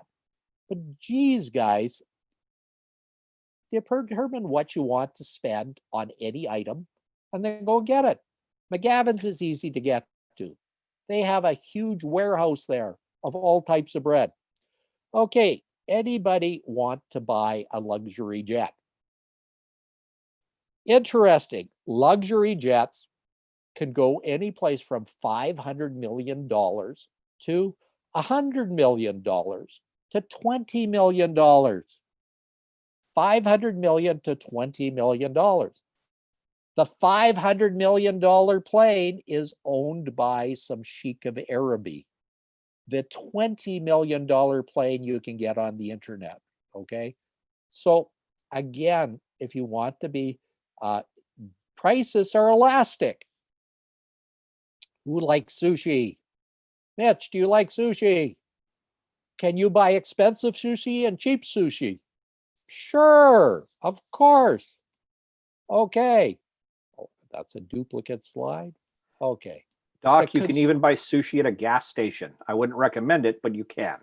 Well, you know, it's interesting. Gas station sushi is some of the best you could ever have. I was out in Morinville at the gas station there, and I had some. It surprised me. Wow. Was it cheap? Yeah, pretty cheap. Not the cheapest I've had, but again, small towns have prices sometimes better than in town. Okay, the prices of food at Edmonton. Does anybody shop at Superstore? Okay, they're pretty cheap. Does anybody stop at Save-On? Guess what? Save-On's the most expensive store. Does anybody stop at Safeway? Yes, I think you do. They're in between. Why do I buy at Safeway when their prices are more expensive? Because they're convenient. They're right around the corner. It doesn't cost me much time. So again, people buy for different reasons. Know their strategies. Okay, I asked about Connor McDavid and talked about him. But here's the top highest soccer players. Anybody wonder who the highest priced soccer player is? Currently, it's a guy by the name of Leon Messi, $126 million. The cheapest of the top prices is a guy by the name of Gareth Bale. Are they any better than each other? No. So what determines it? Well, that's an interesting one. An agent once that I was talking to was a guy that used to get some of the players the top salaries. And his answer, it's what the market would bear. In other words, he'd shop his player around to every team, and whoever would pay him the most would get the thing. Now, if you're in a business or working for somebody, let's suppose you're an electronic engineer and you want to make more money, shop your services to others because someone's going to pay for them. If you're good, somebody's going to be able to pay more than somebody else. College professors and university professors frequently make more money by going elsewhere. They go from country to country. They go from university to university. So another strategy to make more money is to shop your services someplace else. Here's some other things for you. Here's the top baseball players, I believe. 37.7 trillion, 33 million. Does it matter? These guys shop their services around. Okay. Mitch, it's complicated, isn't it, as to who makes the most amount of money? But I gave you some strategies today. Did I give you strategies today? Everybody, I gave strategies to you. Did anybody learn one strategy that can help you make more money? Thumbs up, please. Tell me you got more, okay? Because that helps me to know that I've done my job. And if you can help me, just let, at the end of the day, I want you to take this home and have something to do that. But here's something that you need everybody to do. You got to get your customers to choose between you, and you. If you don't choose between you, and you, you're going to not make any money. Here again, Kentucky bourbon. Kentucky bourbon is wretched. I don't know why the hell anybody would drink bourbon when they could drink scotch or vodka. But my God, some people don't have any palates. So the number here is the Eagle Rare Double Eagle bourbon. $20,000 for a bottle. Oh my God. Here's another strategy that you can talk about. Plumbers. Did you know that plumbers have various prices even in our city? And in the city, a plumber goes between $100 an hour down to about $30 an hour. Why? Because different people have different needs. So different prices for things. Electricians, $30 to $20, a big range. Well, if I was an electrician, I'd certainly want to be at the top end of things.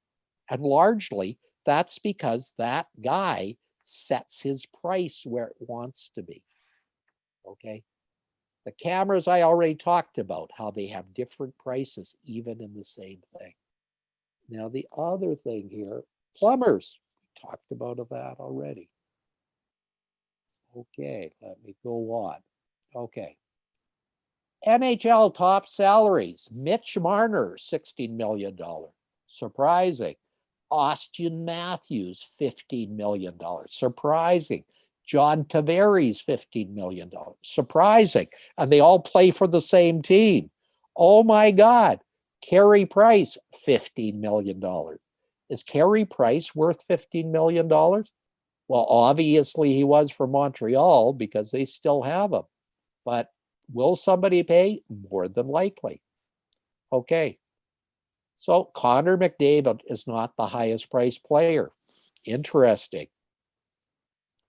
Okay. So what do I want to tell you some more? I want to tell you a little bit more about me.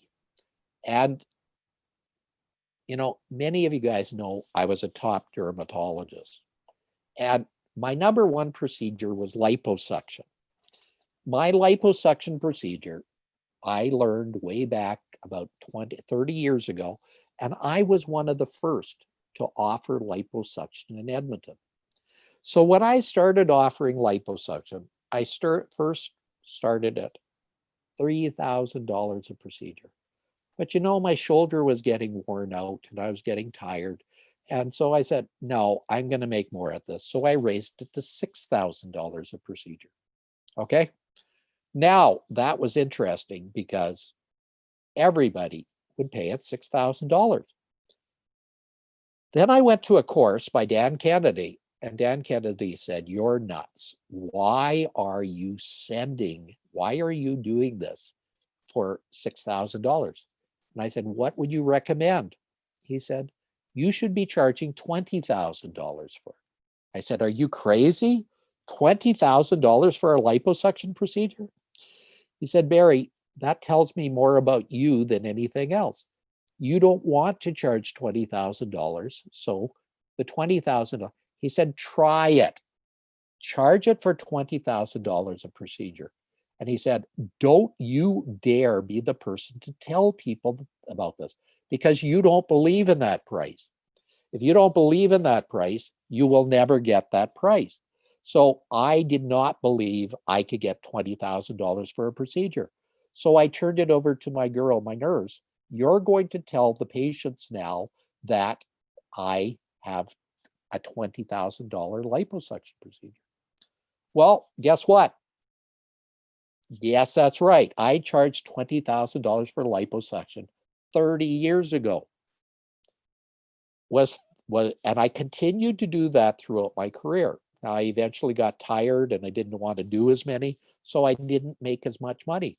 And of course, there were more doctors doing it, and people didn't want liposuction as much now. But if I started doing liposuction now, I would charge $40,000 for it. Now, when I was doing liposuction, I was the highest priced person in Canada. I was the highest priced in the world. And guess what happened? People started to call me from Toronto and Vancouver and fly to me because I did $20,000 liposuction. Now listen to what I'm saying, okay? If you have the highest price, you appear to be the best. Are you the best? Well, I think I was. Oh, come on, I was the best at everything I did, right? Yeah, right. Are you ever the best at everything you do? No, you're never the best at everything you do. But the answer is, if you price yourself at the best, you're likely going to get more. Remember what I told you about Absolute Vodka. When they priced themselves as the highest, people thought that they were the best and started buying more Absolute Vodka. Smart strategy. Now, here's something that's really weird, is when you sell the highest price, you also are the lowest price. You should sell the lowest price as well, because then they choose between you, and you. So in other words, if you have the lowest price, they continue to buy from you. If you have the highest price, they buy from you. So they stay with you. But if somebody else offers the lowest price and takes it away, they'll take your customers away. Now, I know this has been confusing. It was confusing to me. So I want to do something for you guys to help you. Does anybody want a strategy that they have themselves that they can use in their business to take things away and use it today? Does anybody want that strategy that you can do and use it? How many of you want to make more money by the end of the year? How many of you want to make more money next year? Mitch, I know you do. Come on, guys, you're lying to me. You're kidding me now. Everybody in this room said they wanted to make more money and a higher salary. Okay, so I'm going to do something really nice for you. 2 weekends from now, I'm going to put on a seminar just for you. Okay, I'm going to put on a 3-hour webinar where you can stay in the comforts of your home, and we will put together some strategies, and we're going to work on them. Now, I'm only going to list this for 20 people. Why? I don't want to teach a lot of people this. I'm tired. I'm in retirement. I'm not going to do this for everybody. Why do I want to do it for Syndicate? Because I love you guys in Syndicate. You're my family. You're my tribe, as Mitch calls it. I want to do what's right for you. So I want you to develop the strategies that you. And for today only, the price for that is $397. Why is it $397? Because I want you to pay something so it has value, people. If you pay nothing for it, it has no value. And you probably won't do the stuff I tell you because you won't. You'll say, oh yeah, right. I didn't believe it anyhow, and I want you to implement. Okay, so for $397, you could have something that I generally charge $997 for. Wow, $397 for something I charge $997 for. You can use that tomorrow once we do it. Okay, guys, when am I doing it? 2 weekends from now. To get this, you have to text me to BASL. No, do this to my girl, Vera. Assistant@leica.ca. Assistant@leica.ca. Vera's my right-hand girl. She'll take all your names. In the headline, type seminar. Say, I want Dr. Leica's seminar for $397. 20 of you lucky people will be able to find out how to increase your money and your seminar right now. Guys, don't pass the gift horse up in the mouth. You're being stupid if you do. I find a lot of Syndicate people are wonderful people, but you tend to be lazy and you don't tend to do the stuff that's good for you. This is a lifetime opportunity. I don't think I'm going to offer it to anybody in Syndicate again. Why? Because I want to keep these secrets to myself. And will I share it with others? I don't think so. Look, guys, I've got a lot of secrets. I can teach them to you. Mitch has convinced me to share some of my secrets that I knew years ago and bring them home to you. And I've got a bunch of strategies that will probably help each and every one of your business. So my email address again is assistant@leica.ca. I'll type it for you as well, and you can have that, assistant@leica.ca. Leica. Doc, I've got it there already. Oh, thank you, sir. You know I'm a slow typer, Mitch. Okay.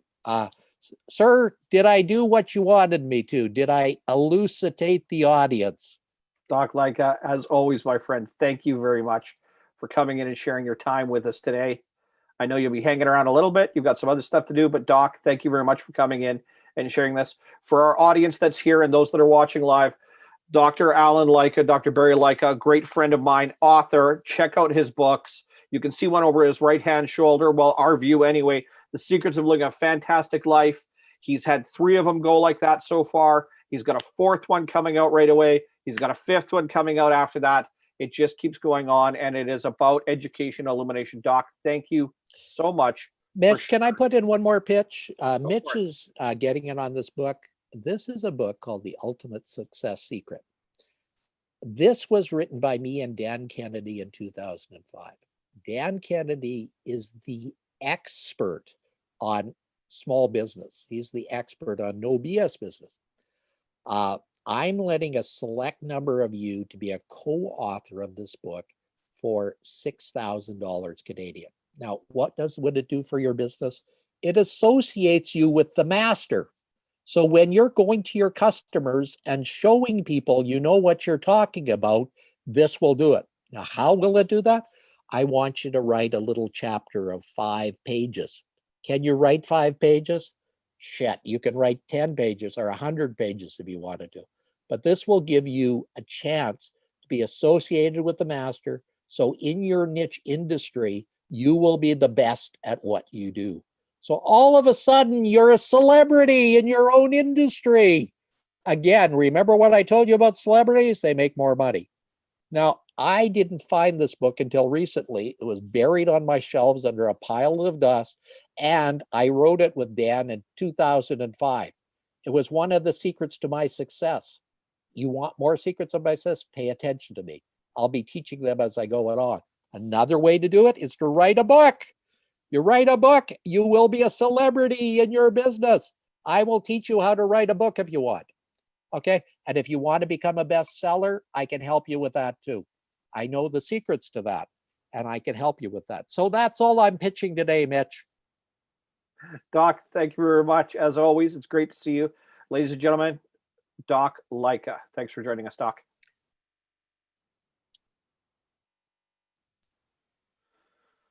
Ladies and gentlemen, shake it out. We've been plowing through some material right now, and that is one of the biggest features that we always need to pay attention to when we look at selling. And selling during a pandemic, selling during a recession, selling during a global or a market correction, selling during any number of fancy words you want to use to describe what we have just been living through or are currently living through right now. It's irrelevant. You're going, okay, it makes a lot of sense. I understand the principle. Who's going to pay it? The product I have has a set price. The service I provide, there's only so much spread into the market share. I want you to pause for a moment. And when we have been talking earlier about our 3 sales schools, and I've said, write down the features, advantages, benefits, write down the stuff, traditional sales, the things that people get when they give you $1. They're going to give you $1. And you're remembering the dollar I said already about only spending $1 a day on paid advertising. So what do people get when they give you $1? What's the stuff they're going to get? Next, what are the problems are you going to fix? When they give you $1, what are the problems and the challenges that they're going to fix? Third, what does it mean from the relationship standpoint to do that? I want you to look at all of that and equate that to just $1. What are they going to get for that $1? And then if it's not $1, it's okay. Is it $5? Is it $50? Is it $100? Is it $500? Is it $5,000? Is it $6,000? Is it $600,000? By the way, Doc, as an aside, I've sampled 2 of the scotches off that list. We'll have to talk about that at some point, right? No, I didn't pay that much for a bottle, but when you have a few really smart people put their money together, you get a chance to have a little, not as much as a whole bottle, but certainly a little bit of it. Absolutely exquisite and well worth the price paid. So I want to use that for a moment. Mitch, you got too much disposable income. No, when I invested in drinking that scotch, I had no money, but I really, really wanted to drink really expensive scotch, which tells us that price, as Doc was equating for a moment, is elastic, meaning that we will always attach importance, thanks to emotion, to what we're going to buy. As we talked through before Doc came on, and illuminated on price itself and the fact that price is very, very fluid. In our marketplace, price for anything is subject to the emotion that people attach to the purchase they are going to make. And at the very beginning of this day, I started off by saying that emotion has been equated to why we recede so quickly. And in fact, when businesses start to shrink inside of a recession, the businesses in the marketplace shrinks faster than what the market is actually asking for, which means it creates a vacuum, a gulf, into which businesses that are willing to be aggressive and push for more business start to capture that. Next is to understand that people will pay what they equate value to. So when we look at our three schools of sales, traditional, features, advantages, benefits, all the things and stuff I get for the $1 I spend. And then we talk consultative sales, the problems that are overcome or the challenges that are built. That very first school has the toughest time, in essence, equating the dollar spent to the product it gets, unless the actual features are so far and above removed from its regular competitor that it is simple to justify from a dollar perspective the difference in price. When Doc was showing tires for a moment, you have to start to be really, really subtle or really look at the ads. It talks about tires, and I don't want to go down this giant dialection or dissection on tires for a moment, but tires have speed ratings, meaning the speed at which tires grip the road, right? And then the surfaces that they will stick to, the materials that can either the grooves can work with or not work with. So there are tires that work better for rain. There are tires that work better for warm roads. There are tires that work better for ice and snow roads, et cetera, et cetera, et cetera. For those on this call from Canada or Alberta, our own backyard, for example, we know the difference between driving on winter tires and summer tires. But they make different types and styles of tires. So unless you start to look at the differences between the tires, the $100 tire and the $500 tire have no difference unless you're willing to look at the statistics, the features that go into each one of those tires to equate the difference in the price between a $500 tire and a $100 tire. Next, you have to think about the problem that you've got and did they adequately satisfy it with the tire? Meaning that if we're on winter roads right now and there's no ice or snow yet, depending on where you are, but very soon it's going to come, are you going to need winter tires because it just makes the drive safer? It makes your family safer. It makes your commute to the office much more efficiently, much safer, and typically much quicker. The faster you get grip, the better grip you've got, the faster you stop, the shorter distance you stop, et cetera, et cetera, et cetera. These all become problems, but unless you know to think about that, equating the difference between a $500 tire and a $100 tire isn't quite there. And then there's the relationship that's being built. What do you understand about the companies that are building the tires, and what's the narrative in the story? So I want you to take your features, advantages, benefits. I want you to take the problems you overcome for a moment, and I want you to take what it means from a relationship standpoint, and I want you to equate it to a dollar. Is what you offer worth $1? Is what you offer worth $200? Is what you offer worth $300? Is what you offer worth $500? Whatever your current regular price is it worth it? Now, I'm going to use my own business as an example and not insights into my business, and certainly not a pitch, but just as a really good example. While Doc is talking, because I am always looking at the value of what I provide to the marketplace. And it's a really simple formula. In fact, I keep a really simple spreadsheet of all of my current clients and all of the potential clients that I could be working with. And at the click of a button, or a copy and paste, I can look at the different value my clients have by the space they occupy in my world. And in fact, for my clients, when you equate the service being provided, what it is to have a relationship invested with me, and the problems that I solve, I have 4 different columns of numbers. Because clients are at different places in my world, whether or not they might actually be able to afford the price. Now, is that justification, or am I washing out on whether or not my price should change? but I can tell you at any given time what my clients are currently worth and what they should be worth.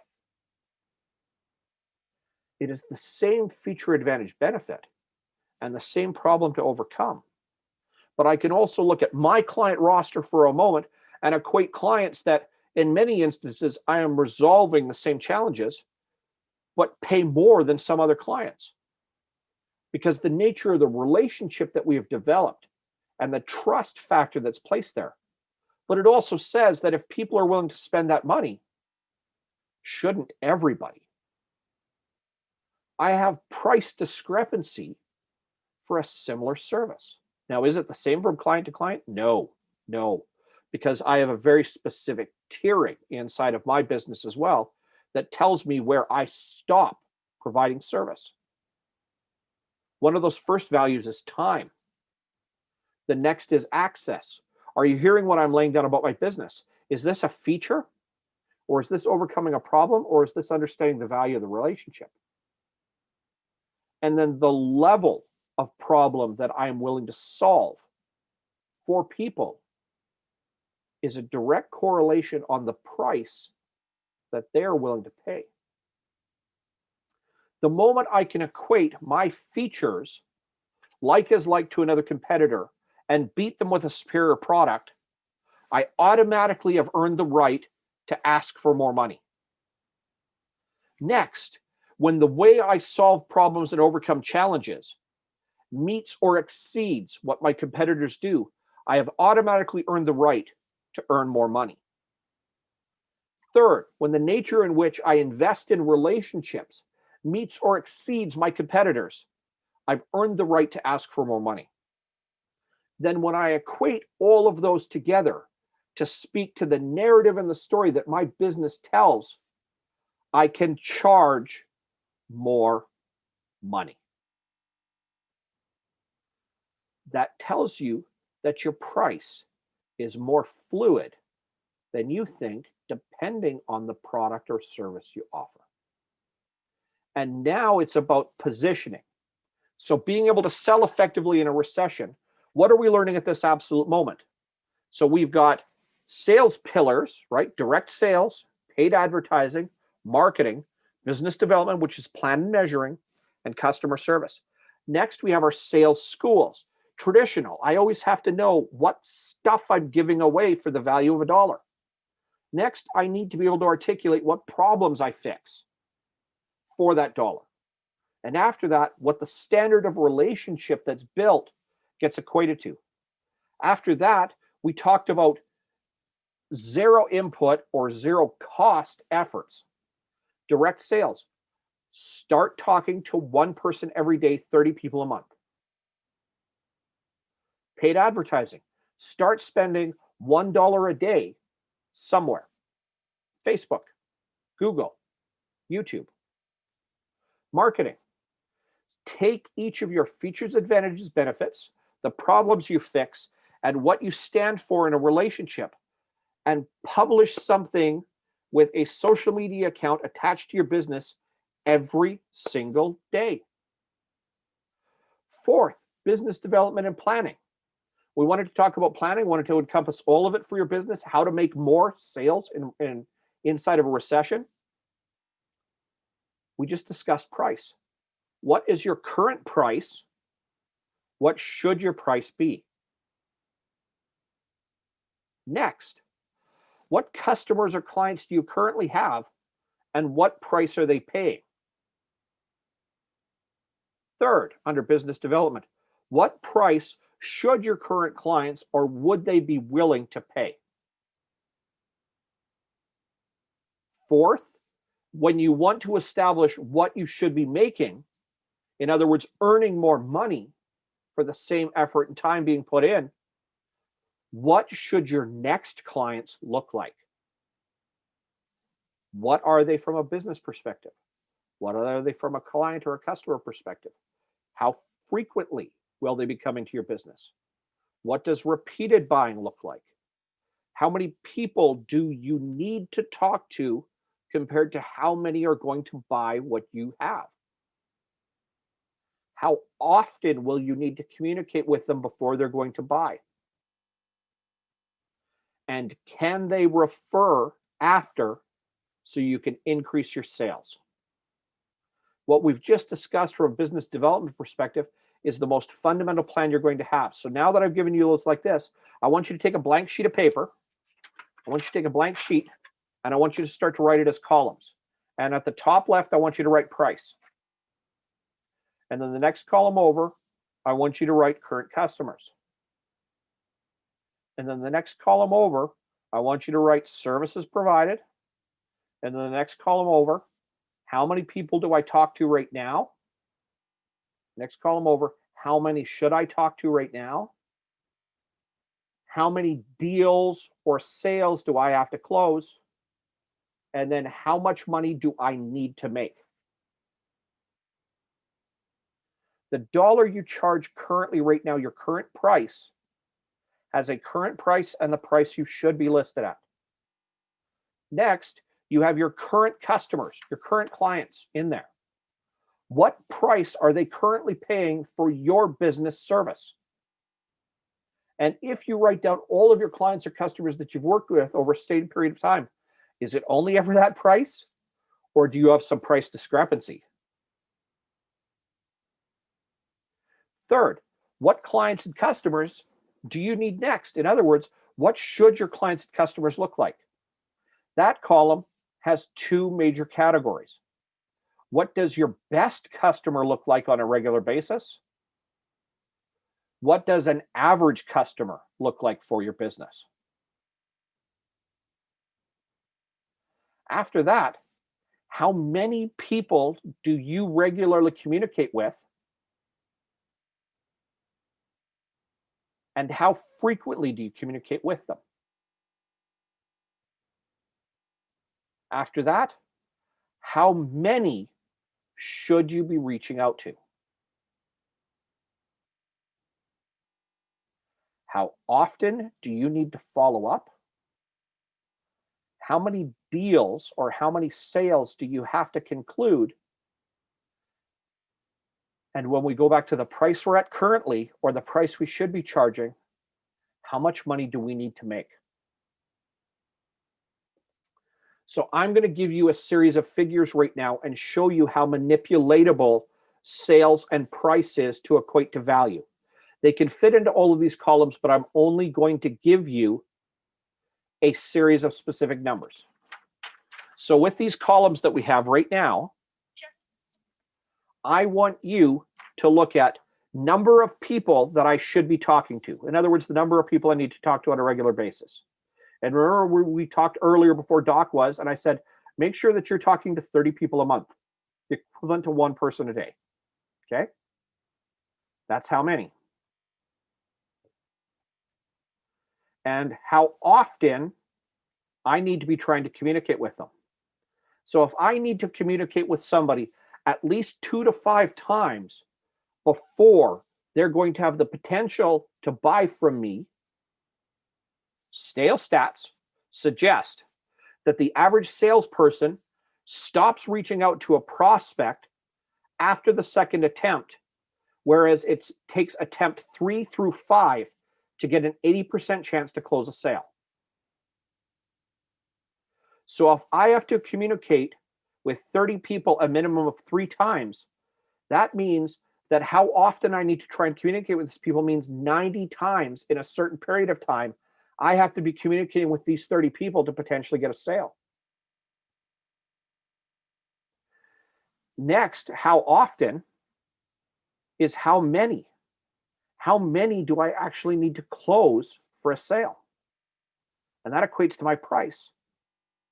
So at the very beginning where we talk price, and as an example, let's set our price at $100. Price is $100. I want to talk to 30 people in a monthly basis, the equivalent of one person a day.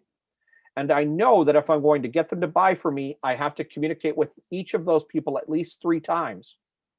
So that means 90 times in a month, I have to be having points of contact with people.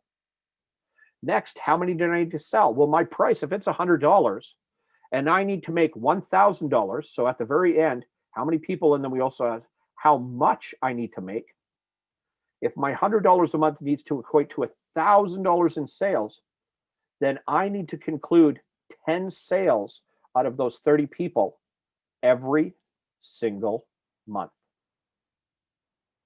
So as a sample, as an example, so I've got columns where it says price, how many people to talk to, how often to talk to them, how many sales do I have to close, and how much money am I going to make at the end of the month. I have $100 for price. I have 30 people. I have 90 times I want to communicate, because if we don't talk to them at least 3 times, we don't have a chance to sell. I need 10 of those people to buy every single month. So a third of all of those potential prospects to make $1,000. So you should have $100 next to 30, next to 90, next to 10, and next to 1,000. Make sense? So now we're going to go back over, and under your price for $100, that's not enough. I want you to raise it by 10%. So your $100 now is going to turn to $110. Okay? So 100 is going to turn to 110. Next, we're going to go over to the column that says how many people. I want to talk to 30 people a month. We're going to change that to 33. We're going to add 10%. Make sense? So my price is going to go from $100 to $110. Instead of 30 people, I want to talk to 33, which tells me if I have to communicate with them 3 times each, how many is that? For all my financial planners in the room or accountants, right? It's 99. So instead, that's 99 points of contact or communication that I have to foster in the next 30 days. How many deals am I going to close? Remember we said that's going to be about a third? Now, here's where the math starts to get interesting for us, where we talk about return on investment for sales. We want to make more sales and we want to make more money, but for a moment, I'm still chasing that $1,000. If all I want to make is $1,000 and I get $110 a deal, and I'm talking to 33 people and 99 people instead, how many deals do I actually have to conclude now to make the $1,000?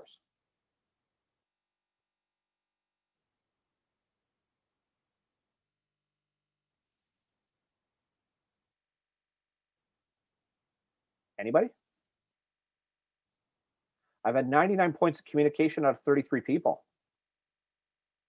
$1,000, and it's a bit of a trick question, divided by 110, now means that I only have to conclude 9 deals. Instead of 10 deals a month, because I talk to 30 people, if I increase my price to $110 and I want to reach out to 33 people instead, I only need 9 deals to get almost the same money. But if my number is a full third of these instead, so at $110, I want you to track with me right now, $110,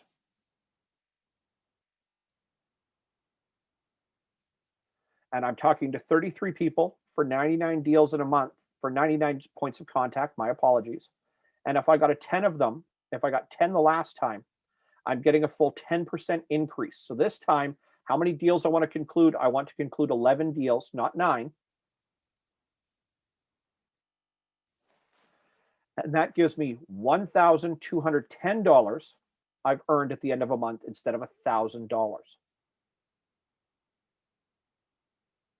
I've made 2 significant changes.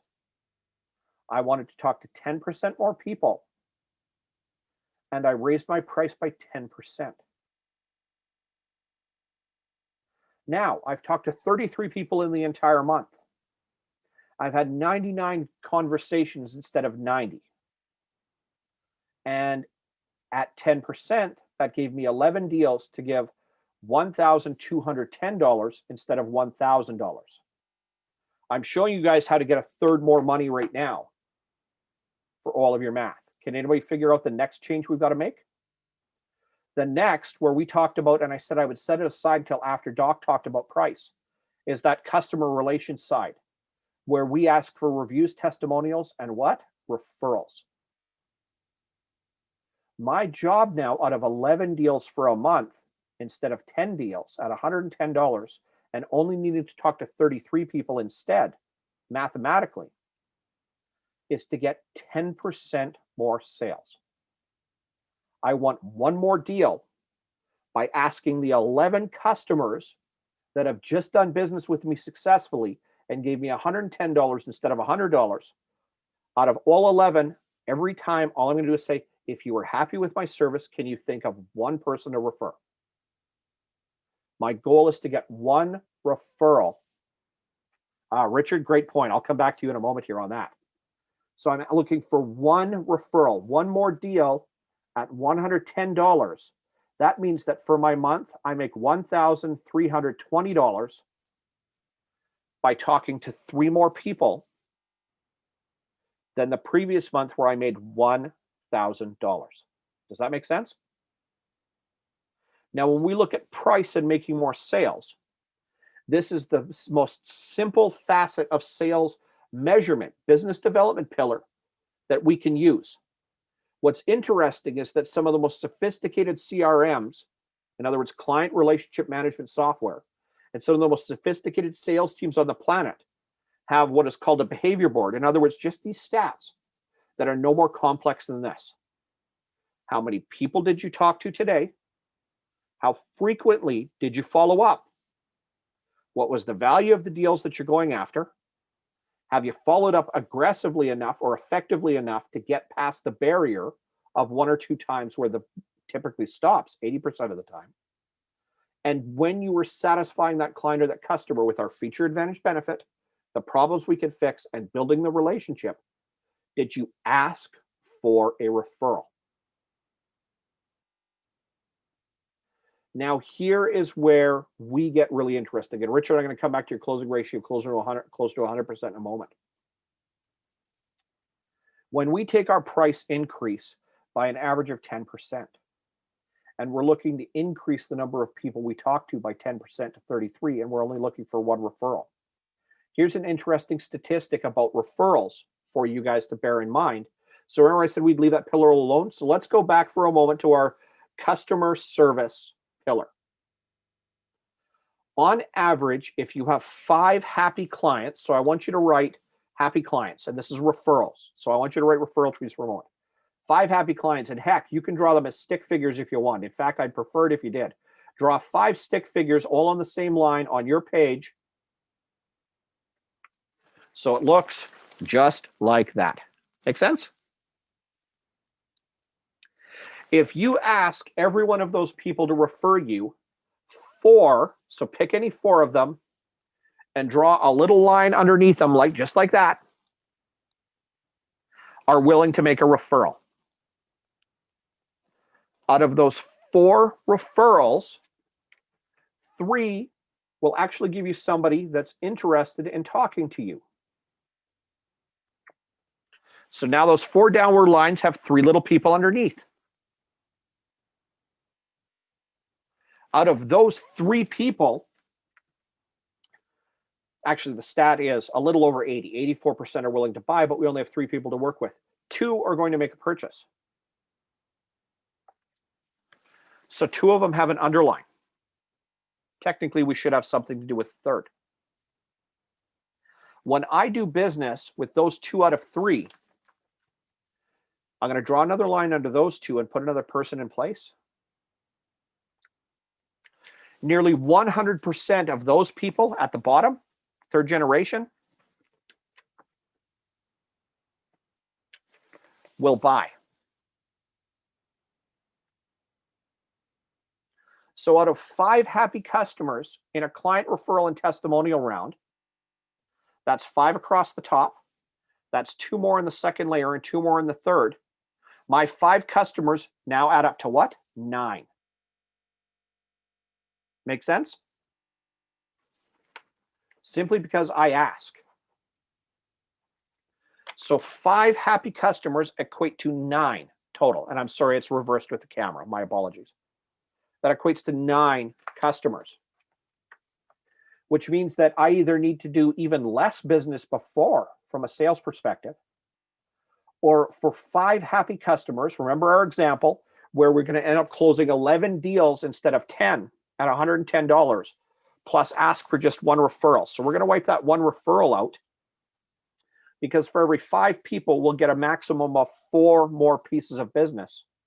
So we're going to take that 11 and we're going to knock 1 off. That gives us another 8. I want us to take those 8 deals, and I want to, those 11 deals that we're going to conclude at $110 and add another 8 to the bottom. That gives us a total of 19 deals. Now take your 19 deals and multiply by $110. Anybody real quick on the math to give me that figure? Before, where we did $100 for 30 people at 10 deals to make 1,000, we changed our price to $110 and talked to 33 people. We now get a maximum of 19 deals for $2,090.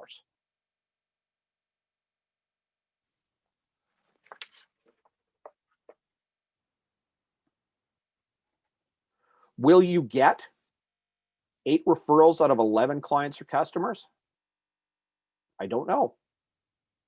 Based on you from a stats standpoint, the likelihood can be quite high. But if we don't investigate, implement, or invest into our business, that we are going to address the 5th pillar in our business for a moment. And remember I said, let's look at free or low cost alternatives. So I'm going to reach out to 30 people a month. Instead, I want to make it 33. Okay. Low cost, no cost alternative to increase your sales during recession. I'm going to look to adjust my price by just 10%. And that's going to give me a set of behaviors. So I know this month, in the next 30 days, I must talk to 33 people. If I talk to 33 people, I know a minimum of 99 times I have to communicate with those 33 people to get them in a position where they can potentially buy. Out of those 33 people, I only need a third to say yes. Remember we said that 80% of sales happen after the 3rd to 5th point of communication, not the first 2. And 80% of salespeople fail to follow up after the 2nd attempt. I have a potential of closing 11 deals. Out of those 11 deals, because people are, and the term I will use for this is first date principle. Nobody is ever prettier, happier, more excited than they are after a first date, which means when do you ask for referrals and testimonials from clients? When they are brand new. What's at stake now out of 11 new deals a month, according to the model, the formula, the practice model, is upwards of 8 referrals, which means to start the month with a $110 price tag instead of a $100 price tag, and the urge to talk to 33 people instead of 30, doubles the amount of money I make at the end of the month. From $1,000 to $2,090. By simply adjusting 2 numbers and then making sure that I follow up on a regular basis. Now, when we go to our 5 pillars inside of our business and we talk about a delivery on each one, let's take the efforts. Okay, Mitch, I'm not sure if I have enough time because it's just me, myself, and I hear this excuse very commonly to make 99 sets of communication points in a given month. That might be fair. So break that into 20 business days in a month. How many is that? It's 4 to 5 behaviors or activities that you have to have every business day in your sales cycle. Follow-up, communication, email, text messages, phone calls, etc. Is it realistic to fit into your time? Well, if sales and marketing is one of the most important pillars of your business, then where should prioritization of time come in? Not a dialect on time management for today, but to say that one of the pillars and foundations for business needs to be effective sales and marketing on a consistent basis, regular basis, daily basis. For small business owners, I will often say, if you don't sell every day, and if the amount of time and effort that you invest in your sales side isn't 4 times more than everything else, then you're not doing enough for your business. That doesn't even mean 4 hours for every one you spend taking care of clients. That's not what I mean. But your efforts need to compound. So we will go back to our 5 pillars now in sales. Direct sales. What have we just said? Well, instead of 30, I want to communicate with 33 people a month, and I'm going to adjust my price a little bit. Where'd the price adjustment come from?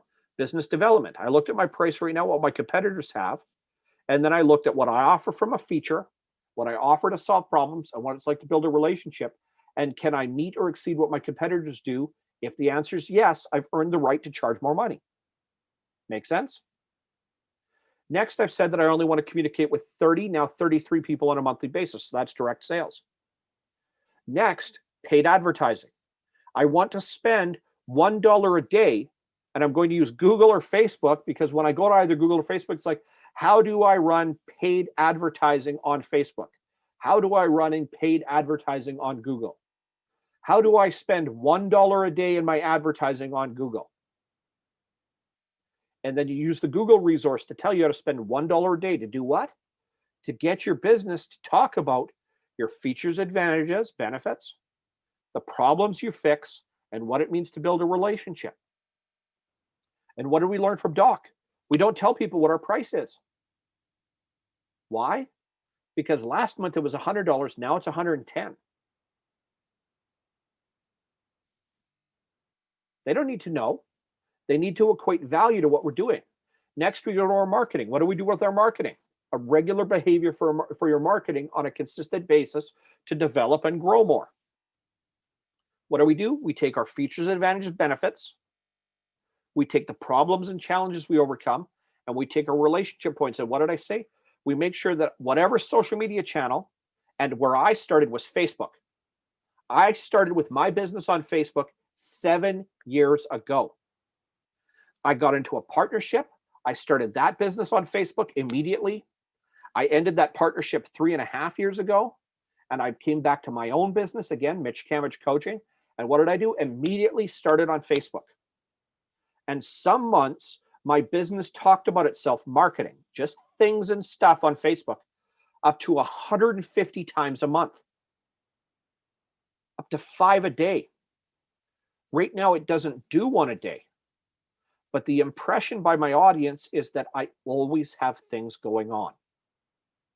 That is the free stuff inside of marketing, talking about the stuff I do, the problems I solve, and what value I bring in a relationship. Fourth pillar, business development.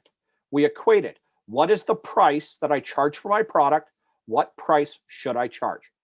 Next, who are my current customers? Third, who are my best customers? Fourth, what customers do I need to be talking to?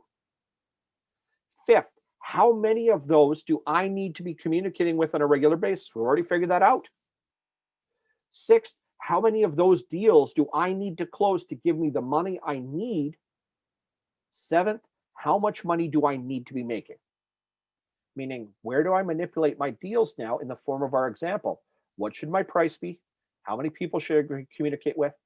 And what's interesting to note about all of this right now, when I say, instead of the example where I went from $100 to $110 and I went from $30 to 33 people, your business might need to make $10,000 a month.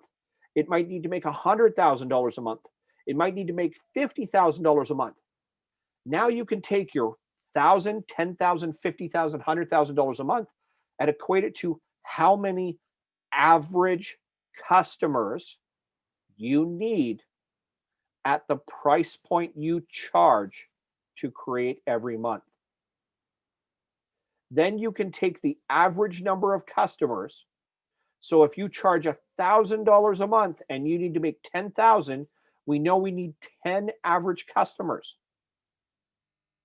But now I'm going to use direct sales. How many people do I have to talk to try and find those 10 customers? Paid advertising, I'm going to spend $1 a day. Can it find me any number of those 10 customers on a monthly basis? Marketing, what I publish for free online, let's say just on Facebook, can it build enough presence in the marketplace to educate people how I at least meet or exceed my competitors for the features, advantages, benefits of my products or services? That the way I solve problems meets or exceeds what my competitors do, and that the way I build relationships, what it means to invest in doing business with me, meets or exceeds my competitors. Therefore, whatever price I charge will equate to you value-wise to more than what my competition does. And then from a customer service and client testimonial, every time I do business with somebody, do I have the practice to ask, if you're happy with my service, can you refer me to someone else? or can you give me a testimonial for the service I provided? Now you're going to equate each one of those 4 behaviors to finding those 10 people at $1,000 to make 10 grand. And then we already know how quickly we can manipulate that to say whatever we need it to do so that the amount of money we make increases or grows. So instead of $1,000, now it's $1,100. Instead of 10 deals, I want 11. And out of those 10 deals, we know that if we ask for reviews, testimonials, and referrals, what's at stake is upwards of another 4 deals, which means we can actually equate to a 50% revenue increase. 10 deals go to 11 at $1,100. That takes us from $10,000 to $12,000. And those 8 more referrals out of those 10 deals that turned into 11 means that we go from $10,000 a month to $20,000 a month in revenue. Because we made sure to match the behavior in every category to meet the sales goal that we have and the dollar we need to earn. So with that, my brother with another mother, Darth Vader to my emperor, I'm going to turn the floor over to my partner, Mr. Ali Salman. Now, anybody that's on this call, I hope you have context for who Ali is and what he does. If you don't, Ali is at the helm of one of the fastest growing marketing companies in North America. 2 years ago, they were regionally centric in places like New Jersey, Austin, and Alberta. Their sales team has exploded by 300%, the number of people they've added to their own sales team. And they have had dozens of downlines in the form of services and products that they bring to the marketplace. And when it comes to price, here's a strange theory to notion. They actually charge less for what they do, not more, because they found a way to make it more valuable, meaning they keep more money. And then at the top end, they charge more now for the services than they ever have before. With that, my brother, my great friend, and my business partner, Mr. Ali Salman. Ali, welcome back to the floor, brother. It's good as always to see you. I'm going to spotlight you. I'm going to unspotlight myself, and the floor is yours. Awesome. Thank you so much, Mitch. I couldn't take enough notes, man. I think I have 3 pages full of notes. So Mitch, really good information. And whoever missed, Mitch's session, you can basically go back and review it, as we will be posting a recording on YouTube, on Facebook, and on other syndicate channels, right? And if you just want to learn a little bit more about the events and what syndicate is all about, you can go to syndicate.org. That's syndicate from C. Okay. Now, today, guys, we know that we are talking about sales. Sales is like blood. For how important the blood is for our body, that's what sales is. And without blood, you cannot function. Without sales, you cannot function, because sales is equal to revenue. Revenue is equal to basically profits, because if the revenue is not coming in, you cannot do what you're supposed to do. And if you cannot do that, that doesn't translate into profits, right? So throughout today's sessions, we have talked about different strategies, different techniques, different ideas, different tools.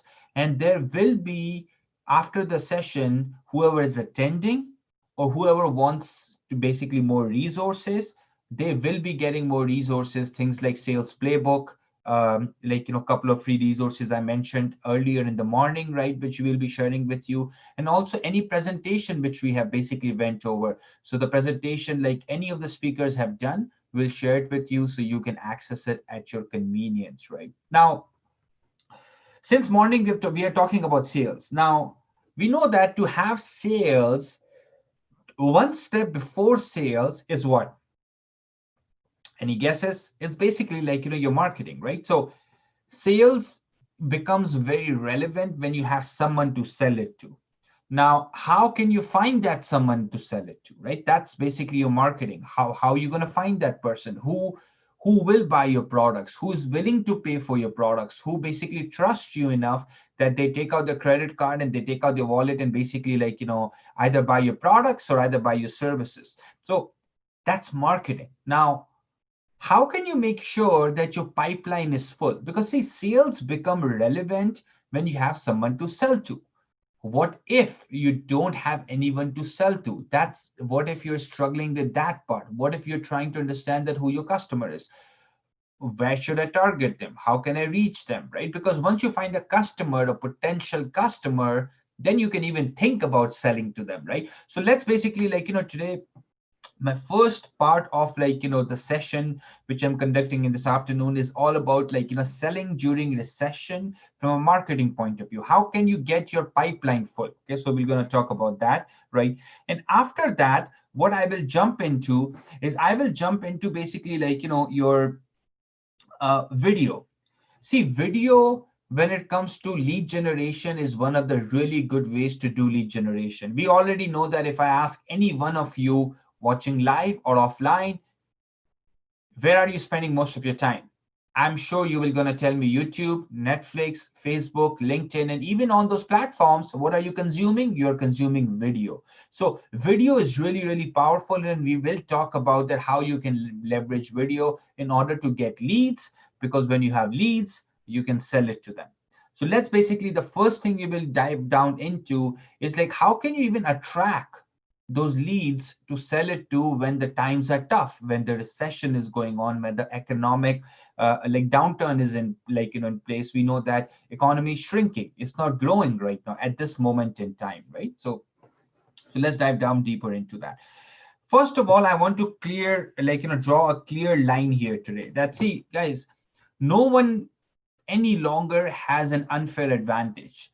20 years ago, if you are a small guy, you didn't have, like, if you don't have money to advertise on radio and the newspaper, you're done, right? I mean, there is no option for you. Today, you can literally pick up a phone, right? Post it across all social media channels. You can create a video and get in front of millions of people. So no one has unfair advantage, because what has happened that smaller companies, right? If they and you pick up digital and adopt technology, it's a level playing field for everyone out there. Okay, and that's the beauty of in the market we are in today. GoPro, right? How many of you guys have heard about GoPro, right? This is a picture from one of the founders, right? I'm sure this is the guy who's basically holding it. And the way they grew to become $1 billion company and basically like, kicked Kodak out of the market was how? Social media. It was social media videos which they start sharing it with the audience. If I ask you, like, have you seen Red Bull videos? I'm sure you will say yes, right?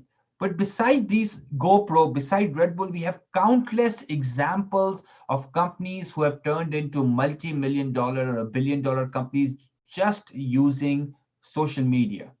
So just to start with, a lot of people come to me or talk to me today or in the last few months, and they're like, you know what, Adi, I don't have any money to spend on marketing. I literally have, like, no cash flow. So there are free ways. There are channels which doesn't cost you a single dime to market and to get in front of thousands and thousands of people in instant second.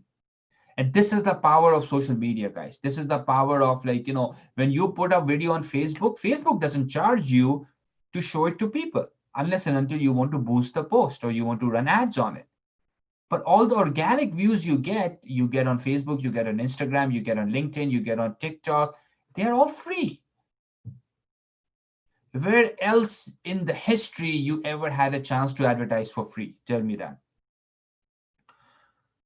What we are doing is we are not creating a lot of content. What we are doing is we are basically not being consistent with the content. Right. Okay. And that's why our pipeline is not filled. And we always wait for bad times, right? When the times are good, we don't prospect. When the times are good, we don't build the pipeline. So when the times are bad, you're not, like, chasing the customers. Because at the start of the today's session, what we talked about the example of a bamboo tree. Bamboo tree grows, it takes years to grow. Now imagine that, like, if a bamboo tree, the gardener says, you know what, this is not working, and he gives up the first month or the first year. He doesn't see the tree, like, which will going to grow in the next 3 to 5 years. He will not get the fruits of his labor because we are not consistent. So before I talk about any kind of practical, technical, tactical strategy tool or anything, make sure you guys, you are consistent in your marketing, in your prospecting, in your sales. Every day, make it a habit. Take out half an hour, take out 45 minutes, take out 1 hour, and purely focus on prospecting and marketing.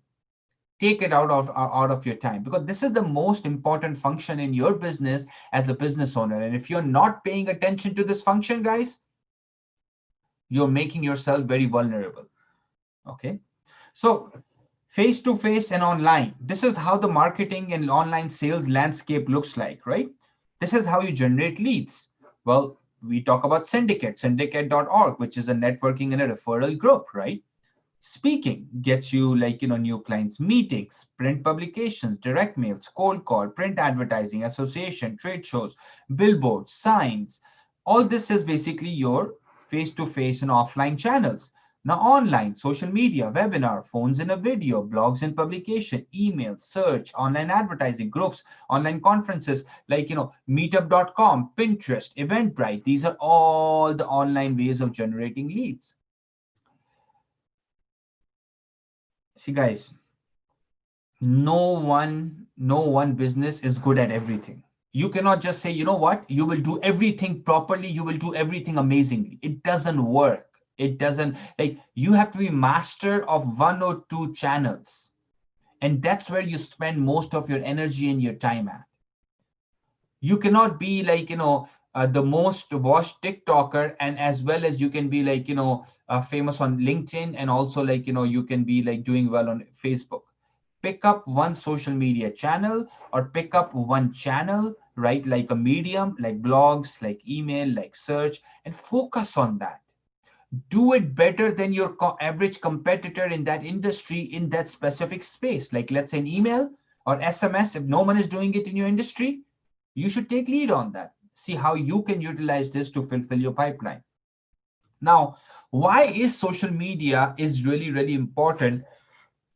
Because 41% of Canadians, and I'm sure most of us, have already logged into Facebook and checked it out today.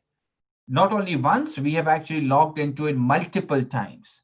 So see, 41%, 33%, 28%. These are the people who are logging into the social media channels multiple times a day. So the question is not that where your audience is. The question is, what are you doing to reach them? It's not about should you use Facebook, should you use LinkedIn? Well, people are there. But the question comes in that, like, do you even use it or not? Do you even create consistent content on it or not? Do you post on it every day or not? Are you creating videos or not? Okay. So before 10 years ago, seller was in control, right? Outside sales, inside sales, fulfillment. You used to have brochures, data sheets, white papers, price sheets, testimonials, right? That's how people bought from you. Now, buyer is in control. What kind of shape your website is on, because that's the first thing they will see. Is your even website, like, people talk about leads, people talk about, like, opportunities. Well, when you go and check out the website, when you go and take a look at the social media channels, it's like, graveyard. No one is updating it, no one is polishing it. So it's very critical that you understand that, see, buyer is in control today, and you need to make sure that you have all these, like, tools in order to basically, like, get in front of the right buyer. Because you are no longer in control. Your potential customers are in control because they have access to information at their fingertips, right? There is also cost of not doing it right? It's like going to the gym and then also eating fast food every day. it won't gonna work. Or doing it all wrong. Because when you do it all wrong, you know what it does? It wastes your time.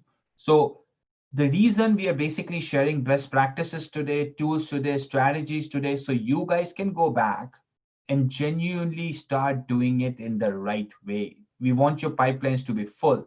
We want your pipelines to be like, like a crazy, like, busy, that you're like, you know what? I have so many people to sell. Now, what most businesses do it wrong. This is the four part, like, four things I will go over, and you guys need to take a look at in your business that are you doing this wrong or not. Okay. Number one thing is that, see, at any given point in time, only 2% of the 2 to 3% of the people are in the market to buy today.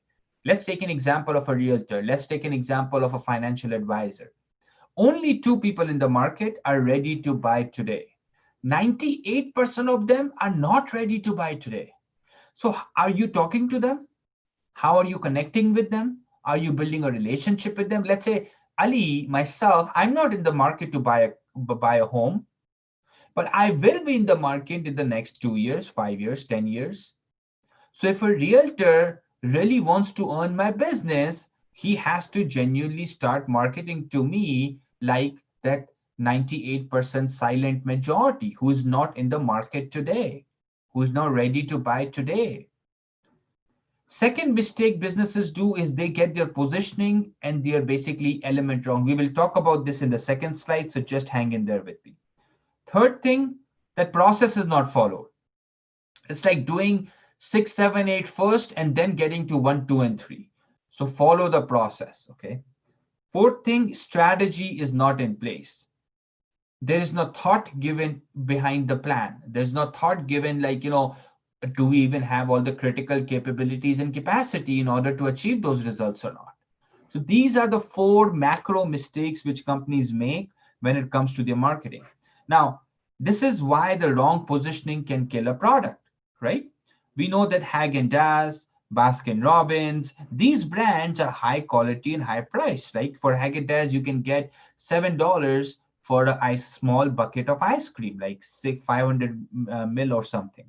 Similarly, for Champions ice cream, you can buy like, 4-liter bucket for the same price. Now, if you're going to say that I'm an ice cream company and I sell it to everyone, this is where you will fail. Similarly, if you're going to say that like, I'm an accounting company and I serve everyone, I serve high quality, I serve low price, I serve low quality, I do high price, it doesn't work that way. You have to chart yourself somewhere on this chart as to how do you compete against your local and your national competition. When people get out in the market, what kind of choices they see in your space? Okay, let's talk about Remax, right? In real estate, Remax is one of the highest, like, it's an expensive real estate brokerage to join, but they are high quality and high price. They don't work on reduced commissions. Now we talk about ComFree, or we talk about 2% realty or 1% realty. They are low price and low service. So it's a very clear distinction among these 3 things, okay? This is a good example of identifying a gap in the market, that where your competitor brands stand, where your brand current positioning is, and what your ideal brand positioning should be like. I know that most of you haven't even thought about this way. You are a financial advisor, you're a realtor, you're a mortgage broker, you're a bookkeeper. You keep saying, well, this is what I do. Well, the problem is that there is 500 options in the market. So why should person should choose you over 499 other options when you have a clarity as to where do you stand in your positioning? Because if the positioning is not clear, this is like you're selling a Lamborghini to a guy who will not spend more than $30,000 on his car. Doesn't matter what you do, doesn't matter how hard you try, it won't gonna work. Okay. This is the classic example of the mistake we make when it comes, we do selling. We do basically like, marketing, online marketing and sales. As a financial advisor, I was talking to someone and he's like, I was like, what do you do? And he's like, you know what, Ali, I do investments and I do life insurance. And I was like, okay. But the problem is that no one just gets up and says, you know what, I want a life insurance for myself. It doesn't work that way. It doesn't work that way. You always start with a micro commitment. Always. Maybe like, why do we always say that, like, in marketing, give a free ebook or free cheat sheet or something for free to people in exchange of an email? Because you want to start with the micro commitment. Go to the lowest, like, cheapest service you have. Go to that first and earn your clients' trust on that. And then you slowly, once you sell them on home, then you sell them on auto, then you sell them on flood, and then you sell them on different kind of insurance products and investments, right? This is like, a dentist comes to you and says, you know what? I will sell you implants, which is for $5,000. All you need is cleaning. All you need is like, some basic work done. So always understand the value ladder in your industry. If you don't understand the concept of value ladder in your industry, guys, you're missing out on a huge opportunity, okay? Content. Let me ask this to you. How many of you have created consistent content in the last month? How many of you have created consistent content in the last 3 months? How many of you have created consistent content in the last 1 year? And if you're not creating content, if you're not creating blogs, videos, social media content, and things like that, how can you expect that your audience will see you? A lot of people struggle with that. Ali, what kind of content I should be creating? Hey, you know what? If you are, let's say, a safety industry, why not you basically create FAQs? People will love to consume it. Let's say if you are like, if you are in the real estate, right, then why not you create something along the lines of white papers or like, some sort of a helpful application tool where they can go in and like, find out the value of your home. So don't be limited with the kind of content you can create. You can create polls, you can create quotes, you can create resources, right? Like talk about resources, ebook, PDF, checklist, downloadable cheat sheet, mind maps. Pick one style of content and start creating every day. And then you talk to me in 30 days and 60 days out, I can guarantee you that you will get traction. And see, these are all the ideas of the content, right? So when you click on it, I've given you this link here. There are 189 creative blog post ideas. So you shouldn't struggle with creating content. SEO, right? Paying 500,000, a lot of money. You don't want to pay that. This is the tool for $99 a month. It can help you optimize it. So the question is no longer about how can I do it? Who will do it? All of those things are there for you now. You just have to take action, right? This is a really good tool. I often share it in my presentation. It's called ink_, right? And when you're writing the content, it actually tells you that how good of a content it is. It gives you a score out of 100. So let's say when you're writing it, you think that you have done an amazing job, but you're getting a score of 50. That means you need to improve upon on that. So it's very, very important to start utilizing these free tools and technology in order to help you get those leads and get those clients and get those revenue and like, get the ball rolling, right? Rank Brain and US signals. We know that like if you want to now rank on Google, this is one of the major ranking signals. It's called Rank Brain, right? It all comes down to bottom line one thing. Are you taking an initiative and are you working on your marketing and sales every single day, at least an hour or 30 minutes every single day or not? And if you do it consistently, see, a lot of people, what they do is like, they will go to Facebook, they will waste half an hour and post one update and they're like, yeah, I did my marketing. Well, no, that's not marketing, sir. You're watching a cat video and you're watching a dog video. This is not marketing. You were wasting your time. And one thing Doc Laika mentioned, which really struck with me, that people say, you know what, I don't have time anymore. Well, that's bullshit. You have time. Go to your screen time, go and take a look at how much time have you wasted on social media in the last week. And I'm guaranteeing you that you will find more time to market your business. You will find more time to do prospecting for your business. So the question is no longer that I don't have time. Voice search, getting very important, right? Google Alexa, Amazon Alexa, sorry, Google Assistant, Google has Echo, and Apple Siri, Microsoft Cortana, Samsung, Bixby. We are all using voice search. Have you thought about that in your business?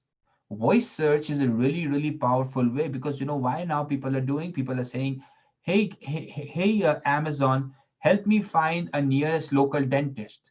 Hey, Amazon, find me the realtor with the highest reviews in Edmonton. So have you worked on, or have you capitalized on this opportunity or not? I know so many local business owners haven't even touched voice search at all. It can get you so many business like leads and potential clients. These are the 5 websites where you can go and find lifetime deals on softwares and tools, right? Okay. I can tell you that just yesterday on AppSumo, right? There was a tool which was for $50 for lifetime deal for a video editor. So these are the 5 different websites where you can find amazing, amazing marketing and lead generation tools and softwares for lifetime deals. So you don't have to pay a monthly subscription fee.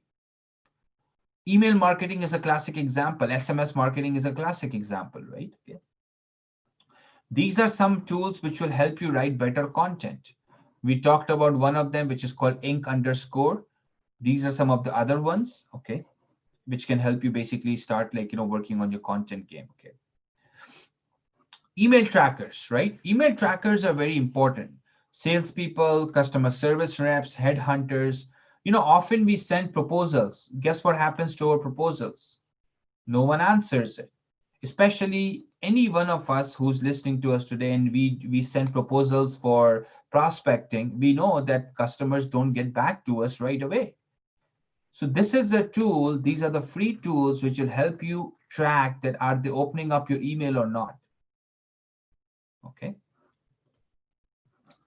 This is a free tool. It's called Rocketium, right? We're just going to basically watch a video here. What this tool does, it converts Google Sheet and raw data into videos for you. So again, the question is not that, is there a tool, is there a technology, is there a strategy, is there a technique? There is all of that present. How many of you are taking action? How many of you are actually working on it actively? Twitter chat is an amazing way. And I mean, guys, mind you that Twitter chat right now is very rarely used by small businesses and local businesses. It's an amazing, amazing way to get more leads, to get more interested clients for your business. Once a week, you schedule it out, minimum maintenance, right? And you continue to basically build momentum. Not only that, you can also, right, own that channel, because no one locally in your industry is actually looking at Twitter right now. So this is technically an open opportunity for you in order to capitalize upon. Okay. A lot of you create content one time, but I will basically teach you in the slide that how you create one blog post and turn that blog post into 20 plus different kind of content. So always you start with a written content. Okay, this is your baseline content. This is the first step. Let's say you wrote a blog post for 1,000 words. What you will do is you will convert that blog post into a downloadable PDF sheet, which you can put it on your website so people can download it as well in exchange of an email. Third thing, right? Okay, create a slide deck and you can share it on the slide websites like slideshare.net and different things like that. Create the same blog post into a podcast. Create the same blog post into a video. create the same blog post and chop it into a digestible social media updates. So this is one blog post you're converting and repurposing into different kinds of content, so you don't have to keep coming up with the new content. Similarly, turn that blog post into a Facebook Live. Turn that post into a bite-sized social media updates. Turn that blog post into Medium blog, right? Reddit. Post it at all these different social media channels as well. Okay. So repurpose your content, and these are I've enclosed two basically case studies here, which says that how Eugene earned over 100 subscribers on SlideShare by generally repurposing his content into slideshows. So a lot of you are already sitting on amazing content. All you have to do is repurpose that content so you can reach more people out there. Okay. Understanding your audiences, right? There are three kind of audiences, and this is we talked about it at the early stage of today's session, that how there are three kinds of audiences, and you shouldn't just put all of them into one bucket. When you put them all into one bucket, then you sound like it's really weird for people, because people who know you like a lukewarm audience and volcano lava traffic are very different from people who are ice cubes. And yes, like these are some interesting names: ice cubes, lukewarm audience, and volcano. So ice cubes are the people who have never heard of you. They don't know you. How do you prime them up? You offer them coupons. You can offer them cheat list and checklist, toolkit, calendar, podcast, email course, swipe files, infographic, white papers, industry stats. Versus someone who's ready to buy today, who's volcano lava traffic, it's consultation, it's quote, it's purchase, it's demo, it's trial. So understand your audience really, really well, and then basically go after them. Okay. Facebook ads. So in the chat section, tell me how many of you guys are running Facebook ads, or actually have tried it, right? Or have played around with it, right? Let me share something with you that Facebook ads right now, the cost per conversion on Facebook ads, which Mitch was also talking about, you can start with literally couple of dollars a day. YouTube ads, you can start with a couple of dollars a day. You know how cheap the view is on it? Is 3 cents, 2 cents a view. That's how cheap it is, right? And one amazing thing is the better you get at advertising, the lower cost you have when it comes to basically conversion. So it's a simple thing on Facebook ads. When your relevance score goes up, your cost goes down. So the guy with 8 relevance score, right, is basically paying on average 20 cents, versus the guy with 1 relevance score is paying almost $1 for the same exact click. So when you're running Facebook and Instagram ads, always look at your relevance score, because this will predict both your cost per click and your click-through rate. Okay. This is how the Facebook, when we go to the Facebook and we are setting it up, it always show this, right? Don't go too broad, because when you go too broad, then you basically are talking to everyone and you tend to waste your money faster, right? Okay. Great, great point, Brenda. Like Facebook ads for e-commerce store. So Brenda from Aurora Heat, right? It's an e-commerce store. In e-commerce space, Facebook and Instagram ads are killing it. It's really, really good. I shared with you that in the B2B space, in the services space too, Facebook ads tend to do really well, really, really well. Okay. Bad choice of ad placement. This is an example that in a Facebook experiment, right? What they discovered, the desktop ads had a 534% higher cost per click than the ads placed on mobile and audience network. You know that majority of the Facebook ads revenue right now, it's coming from mobile ads. Majority of the Facebook people they use it on their mobile. So whenever you are basically doing Facebook ads, put a lot of emphasis on the mobile, because 80% of your business and leads and clients and inquiries will come from your mobile ads, not from your desktop, not from other channels. Okay. Always A/B split test your campaigns. This is like saying that you know what, I have one cold calling script and that's all I try. It's not working for you. Try multiple different ways in order to get to the optimum results. So you get the maximum output, basically. Okay. Podcasting. I'm sure that most of us in today's session, we don't do podcasting, right? Podcasting is one of the fastest growing channels in Canada and in United States, in developed countries. So you have to ask yourself, is podcasting is a good way for you to get in front of the right customers? And I personally highly recommend podcasting for lead generation and for prospecting. Okay. List and numbers. Anytime you guys create content, always prefer list and numbers, because 36% of the people prefer listening to list-based headlines. You go to Pinterest, you type in parenting tips, you see which ones are ranking. They're all the list-based articles. So whenever you're creating content, always think about these creative ways. Top 10 myths, 17 science-based facts, 14 meals to help you. Okay. LinkedIn InMail. LinkedIn InMail is a really powerful tool, guys. It has much more higher open rates than a traditional email marketing. And I'll ask you, I'm just going to ask you in the chat section too, is any one of you is using LinkedIn InMail actively or not? And what kind of results are you getting when it comes to LinkedIn InMail or not? LinkedIn InMail has up to 60 to 70% open rate. You know how much is the open rate in the email nowadays? If you can get 10%, you'll be happy. 20%, you should be jumping. 30%, you're over the moon. This is a good example of how to send a message on LinkedIn InMail, right? Try to always be descriptive. Try not to sell them. Try not to be like that odd person who is right away gets to the, gets to the point and says are you interested in buying? It doesn't work that way. If you will build relationships through LinkedIn InMail, you will get much better results, okay?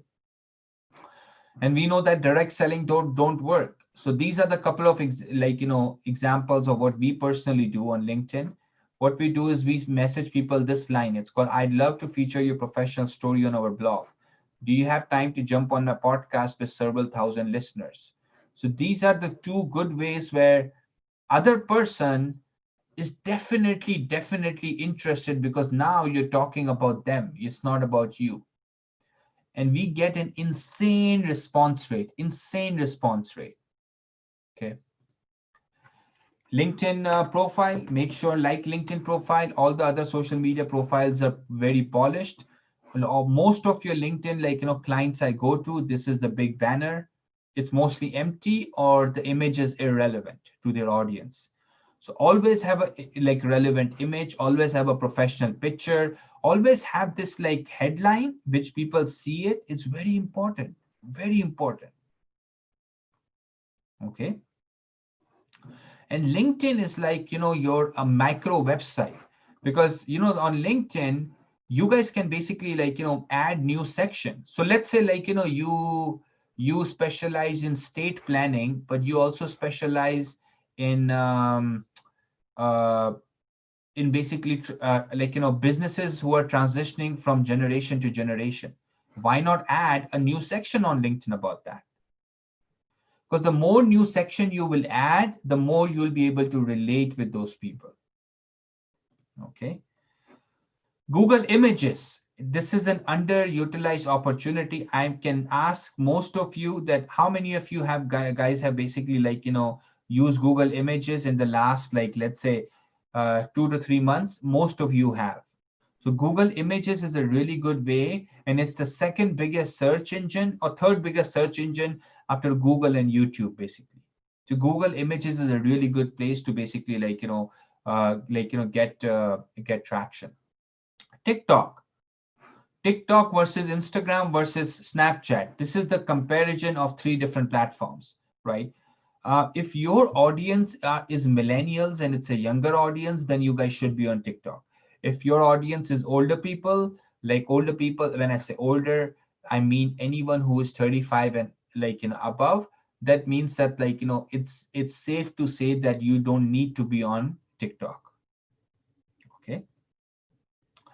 And we know that TikTok users are young, right? But the TikTok videos are here to stay. And we know that a lot of people are now sharing the TikTok content into other content as well.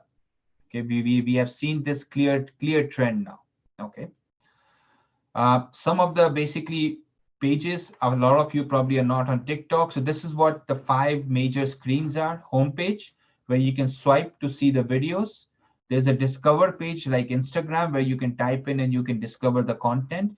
Let's say you are in financial industry, you can discover that. You are in bookkeeping, you can basically search for that, right? Video shooting, this is the video shoot page where you actually record it, notification, and your profile. Okay, this is basically 5 different places, and these are the 4 different ways you can do advertising on TikTok as well. So now, actually, officially, you can advertise on TikTok as well. Um, uh, is it effective? I'll be very honest with you. It's a very new platform right now. The ads just got started a few months ago. So if I would be you, I would of course focus more on Facebook and Instagram and YouTube and Google more when it comes to ads. But TikTok is also a good platform to run ads on it too. Okay. Email inspiration for designs. There's a website called emaillove.com, right? You guys can go there and get some inspiration, get resources, discover beautiful email templates used by bigger brands out there.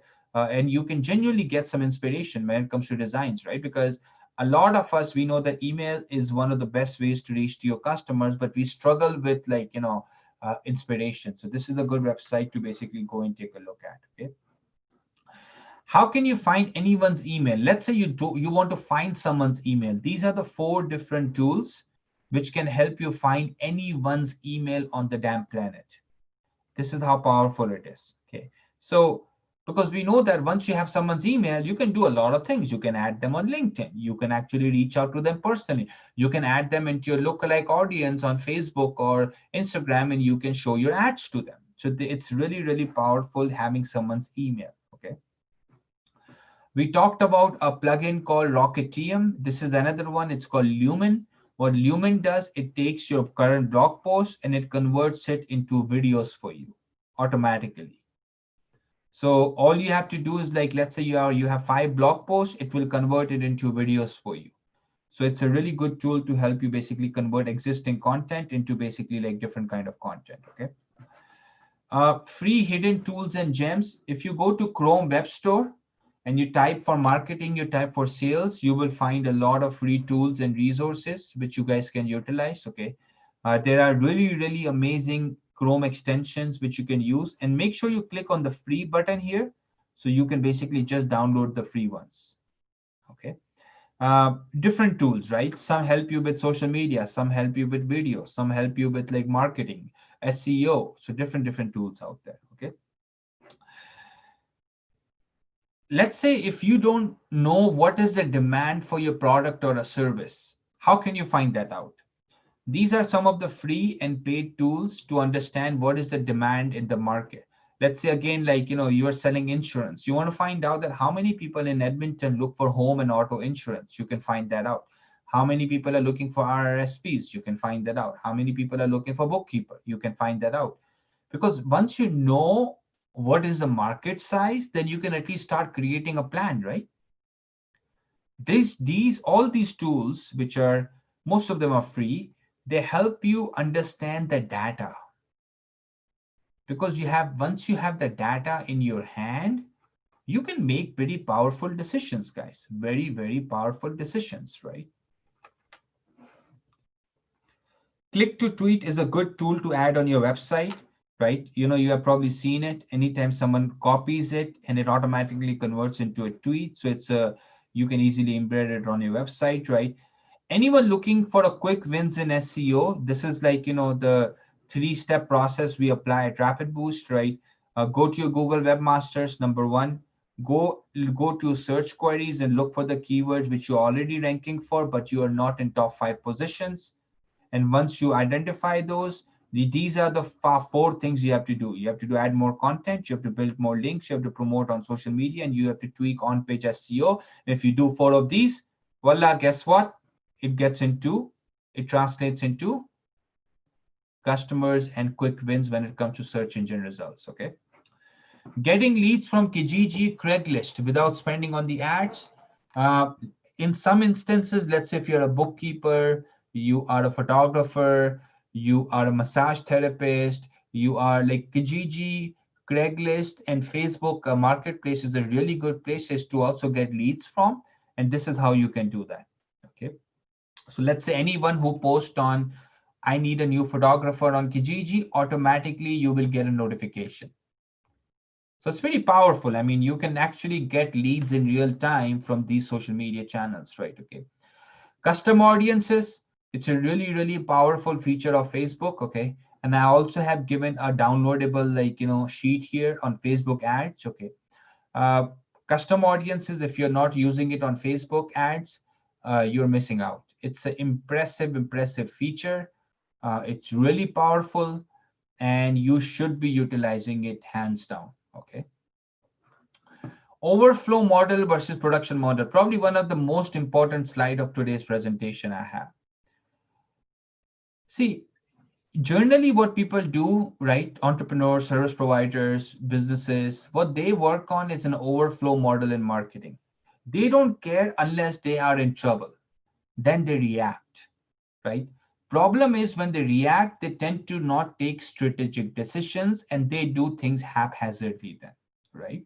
So what you have to do, you have to basically work on production model, means that you're producing and building your pipeline consistently. Doesn't matter. You're busy today, you're, let's say, booked out, you're solid, you're making like, you're killing it. Still, you should be prospecting. Still, if you're not prospecting, that means you are basically putting yourself in trouble in 3 months, 6 months, 1 year out. So always focus on production model versus overflow model, okay? These are some unconventional ways to do like, lead generation and get new clients. Sending someone's a cupcake, right? This is the example of someone like sent me a cupcake, like, a box, right? So like a non-traditional ways also work really well. I just want to highlight this today and get very clear that, see, as much as online and as much as digital is something that we are pushing towards you, and we are basically saying, because of course online and digital is easy to do, mark in your head that traditional ways are also very relevant and they can be really powerful as well, okay? uh, you have a traffic on your website but it's not converting. These are the 5 different tools to help you basically understand the traffic matrix on your website. All of them have a free plan. Let's say you have 200 hits on your website every single month, but you're not getting any leads from it. These are the tools will help you identify the gaps in your marketing, okay? Second most visited page on any website is what? About Us page. A lot of us, our About Us page suck. They are not in good shape. How can you expect that people will trust you if you don't have solid information on your About Us page? And I've given 10 points here on how you can make your About Us page super, like, solid, okay? So, I mean, in today's presentation, we don't have time, but as you get your copy, go over it, create a list of these things, and basically start tackling them one by one, okay? So guys, time is very critical. Business waste over 70% of the internet leads. You know why? Because they call them after some time. So the odds of contacting a lead if the lead is called in 5 minutes are 100 times higher versus 30 minutes. This is very important, guys. So response time matters. If someone calls you, especially it's a lead, pick up their damn phone. Call them right away. Because the more longer you're gonna take, the higher chances are that that lead is moving on. That lead is basically like, calling your competitor, or he has already moved on to the second solution. Because see, nowadays, guys, like, in old days, we used to, let's say, call a company, we used to wait for them. We used to say, you know what, they will get back to me after 2 days. Today, there is no wait. There is no wait.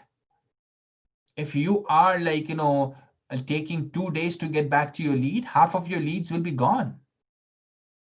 So always like, stay on top of your leads. We call this presence detection, because you want to stay on top of their mind awareness. Okay.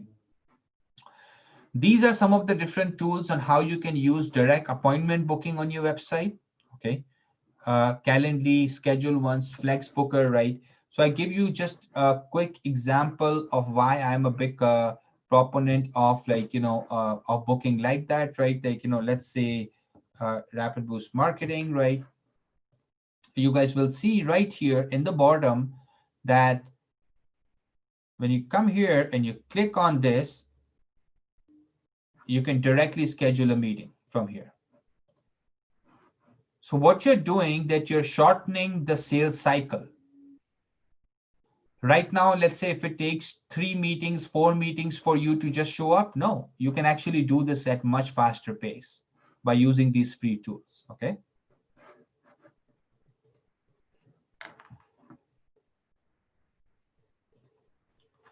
Fix your home base, right? This is your website, we call it an average website, which converts at 2.5%. On 1,000 people will get 25 leads. A better website, which converts at 15%, will convert at 150 leads. So this is how important it is, okay? This is the free tool. It's called Social Blade. It helps you understand the campaigns your competitors are running. You can reverse engineer the successful campaigns and understand more about their likes on Instagram, YouTube, Twitter, Facebook, and understand what the hell is going on. Like, what are they doing? Why are they gaining so many followers versus you, right? These are some of the other tools I've listed, right? Okay. They all do different things, like SpyFu. If you are basically like, you want to download your competitors' most profitable keywords, you can do that. What Runs Where is a really good tool to understand, like monitoring your competitors' ads, okay? If you're launching a new website, these are the 8 different steps you need to go for in order to make sure that you guys get like, proper results from your launch, from your website, okay? There is this tool number 5. It's called Responsinator. See, most of the people I know that your websites may be not in the best possible shape on the mobile. Always go and check the responsiveness of your website. You will be surprised how many people's website on the mobile suck. It's not opening up. It's slow, right? Shorten your sales cycle. We talked about it. Either you use one of the calendar links, or either you basically use live chat. We know that people nowadays want instant access. They come on your website, they have a question. If you get to them right away, your chances of conversion are much higher. So calling and emailing are the past things. Nowadays, it's book an appointment or live chat. This is much more faster way to convert, okay? Google conversion goal tracking, right? Google conversion, Google Analytics is a free tool. It will help you understand that what's working in your marketing and what's not working in your marketing. It's like a GPS. It's like a mirror in your marketing. So make sure you guys utilize Google Analytics. And with today's resources, I will be providing you some free resources on Google Analytics as well, because see guys, tracking is very critical. If you're not tracking it, you're winging it. And winging has a high chances of not being successful. All right, okay. Stop playing the guessing game. This is one formula that as a business owner, you need to understand. It's cost per acquisition. That's the bottom line. What does it take for me to make the phone ring? What does it take for me to get one customer in my business? Once you know this number, you can work in a reverse format. You know how much to spend on marketing. Let's say now you know that it takes you $1,000 to get a new customer. You need 100 customers, you need to spend $100,000. Simple math, okay? Video strategy. These are some of the free keyword research tools for your video. If you're looking to create videos and you're not sure on what topics you should be creating on, these are some of the tools for you to basically like utilize. Keyword tool, LSI graph. A lot of these are Uber suggests that these are free tools basically, okay? Video promotion, right? Whenever you create a video, right, 50% of the work is done. The rest 50% is actually pushing it out on YouTube, on your website, on your email, on your social media, on your question and answer websites, right? So don't just create a video and post it once. Keep basically like, distributing it. Distribution is as important as creation. Okay, very important. Reviews. All of you, in fact, most of you now look at Google reviews when you're buying a new product or a service. This is an amazing way to earn people's trust, right? So reviews, reviews, reviews, keep focusing on reviews. They are very, very critical for success, okay? Local SEO mistakes, right? I will not go deeper into this in today's presentation, but if you are doing local SEO, or if your business does SEO at the local level, these are some of the major mistakes we see that people make when it comes to ranking locally, right? Because Google is a cash cow for local businesses. That's what we say, okay? Designing the third most important page on your website, services or product pages, right? A lot of the people, they don't have good services or product pages. Don't have one generic service page. Let's say you're a dentist, dental implant should have a separate page. Emergency dentistry should have a separate page. Teeth whitening should have a separate page, right? Okay. And one of the really good ways to create service pages is to do a service Q&A. This is a really, really good way.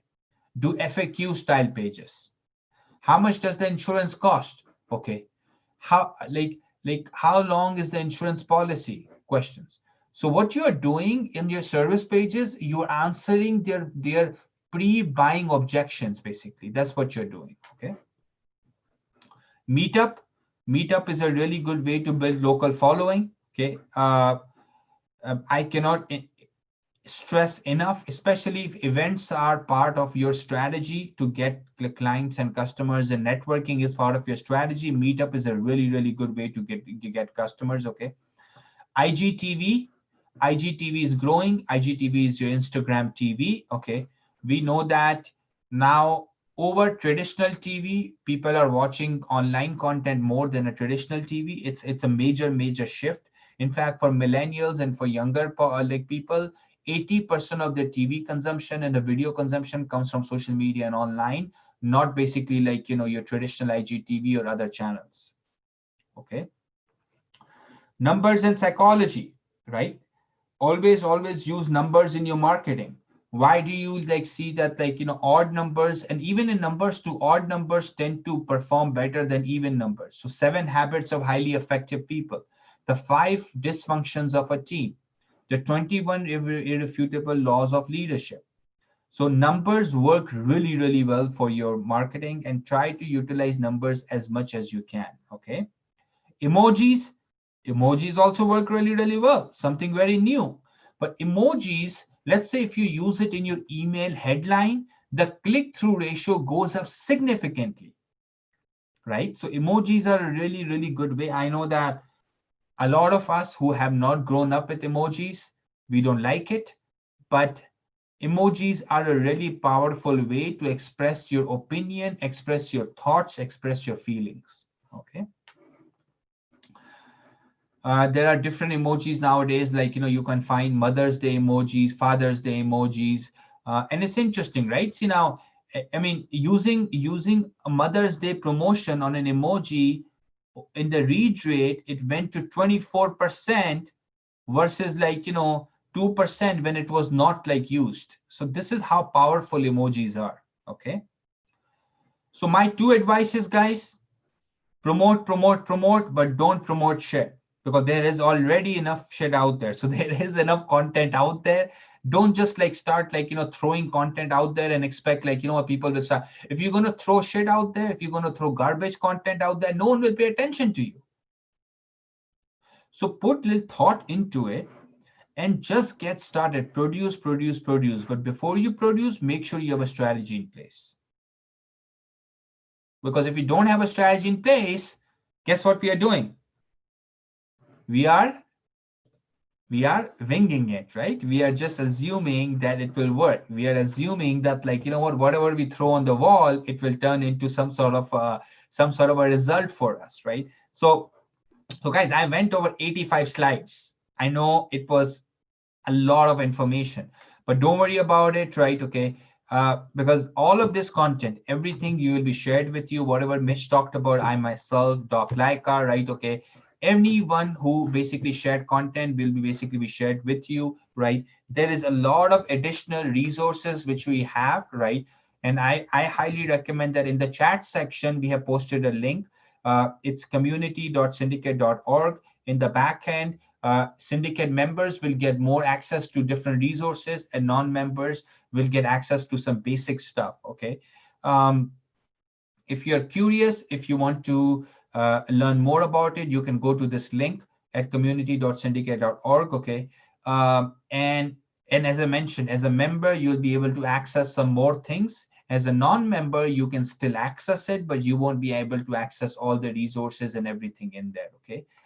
Any questions you have, right? I will also post my email directly in here, so you can reach out to me, right? You know, Greg, that's true, right? Good information, right? So much to implement, right? And see, like, like me and Mitch, we always talk about this thing that when you attend these events, go back and just, like, you know, implement 10% of what you have learned. Even if you do that, this will change the results for you. So my one takeaway to you is, we have talked out a lot of stuff. I've given you different ideas. Mitch given you different ideas. Doc gave you a lot of his, like, wisdom and ideas. Take 3 to 5 things and just work on those. Okay. Forget about everything else, because there is a lot of information right here. So take 2 to 3 things or 4 things which you can handle, right? And get dedicated, get it going on it, right? Let's say if you choose LinkedIn to market on, stick to it. Show up every day on LinkedIn, post every day on LinkedIn, produce a video or a content, but be consistent. If you choose Instagram, then do it every day. Don't just, like, you know, be like, you know, gone for a month and then show up all of a sudden for 2 weeks and then say it's not working for me. It will not work for you. This is like going to the gym after a month and then saying that I don't get a six pack. You will not get a six pack. You will get one pack. That's what you deserve, because you're not going every single day, right? So results are like that. And marketing loves compounding. This is like, bankers love compounding and interest rate. Marketing loves compounding. The more effort, small effort you put in every day, you remember I showed you the Jeff Bezos picture at the start of the today's call. That's what it translates. Jeff Bezos has been working on Amazon every single day tirelessly for last 2.5 decades. Today, the guy is the king of e-commerce. This is what compounding does to your business. There's a really good book I highly recommend. It's called Compound Effect. This is what it talks about. It talks about that every single day. It's like, when we save, right? Every single day, a financial advisor can actually, we have Richard on the call. He can attest to it that, you know what, every single day, if we add like $10 into our savings, guess what it does over the next 5 years, 10 years, 20 years, 30 years? Marketing is like that. So don't depend on overflow model because you're busy today. Because if you're busy today and you're not marketing, you are making your business vulnerable in the next 3 months, 6 months, 1 year, 2 years down the road. Mark my words. Because you are sitting on your ass and not doing anything. And guess what? If there's a third wave of COVID, or if there is like, freaking another yellow flu, pink flu, whatever that comes up, you like, there is a highly likely chance you'll be knocked out of your chair. So keep continuously filling your pipeline. Doesn't matter what. If you are busy, you are slow, or you are like, you don't have any time. This is marketing and sales is one activity in your business that you never gave up as a business owner. Doesn't matter what. Okay. I'll basically like, have Mitch chime in, and then like, I think we will go towards the conclusion of today's like, amazing session, right? Mitch?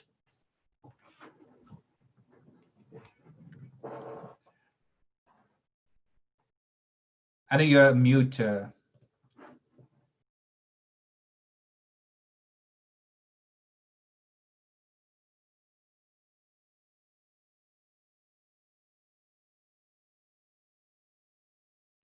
we go.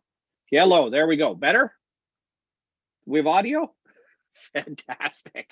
Ladies and gentlemen, an awful lot of information, and I've seen some commentary already, and so a little bit of commentary, of course, online. We've been live on YouTube the entire time.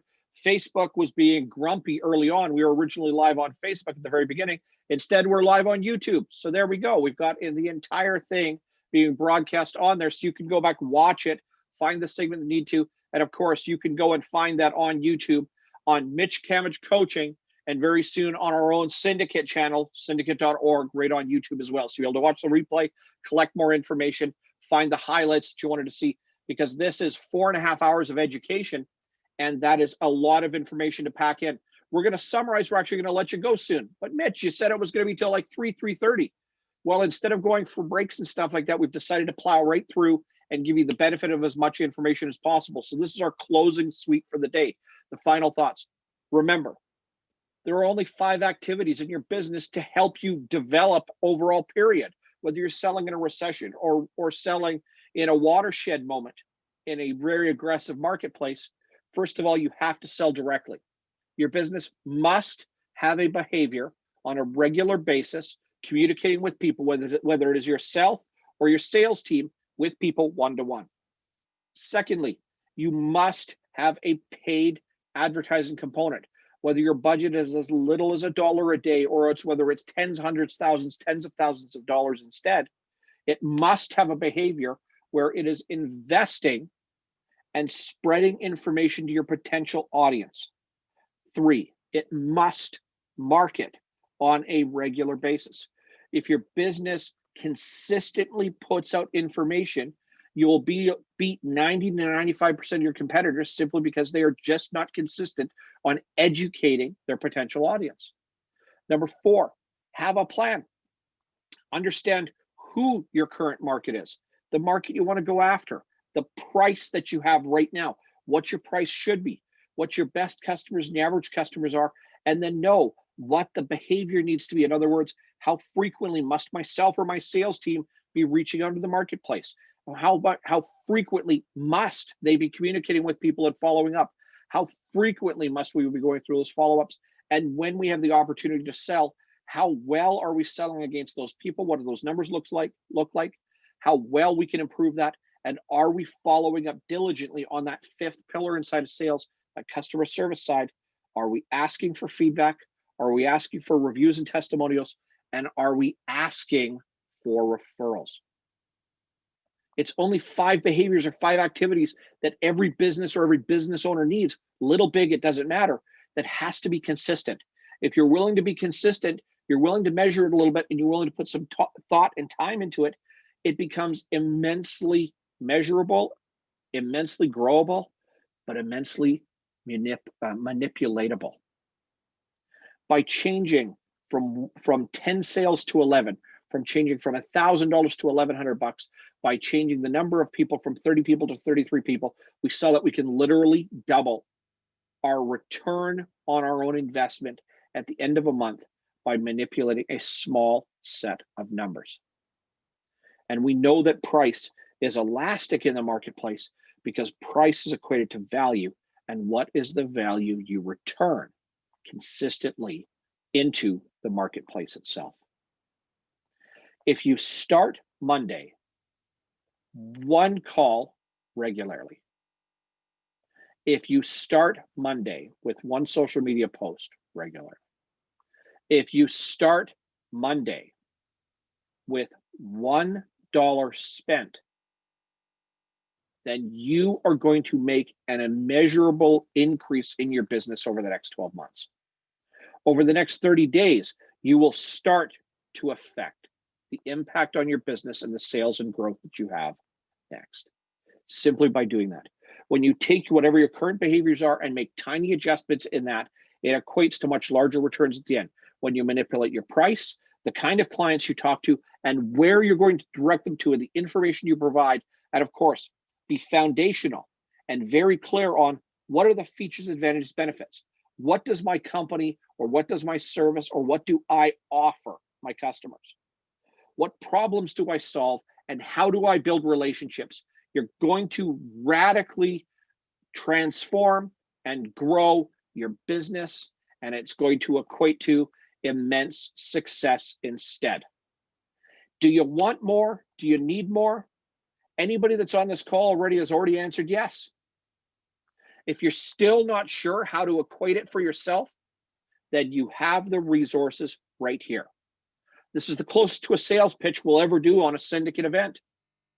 Show up, join our organization, ask for resources. We have an immeasurably successful team.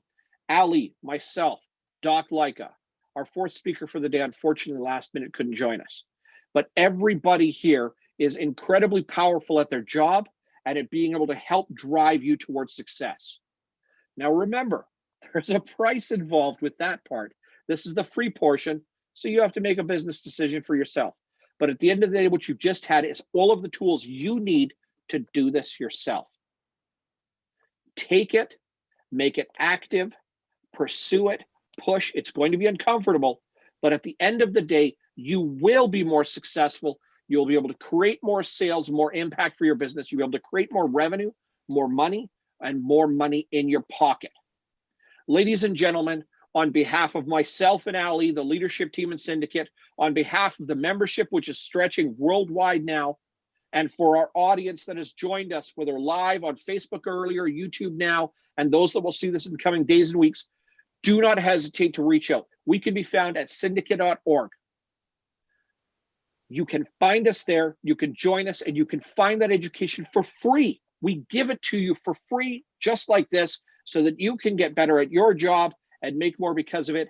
If you need more help than that, we have the resources, tools, and the partners for you to be able to find, be able to butt up against, and more importantly, be able to use to get what you want out of your business and out of your life.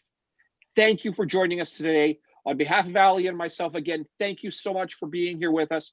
Thank you for education and putting in. Thank you for the commentary, the insights and suggestions that you put in, for the questions that you have asked.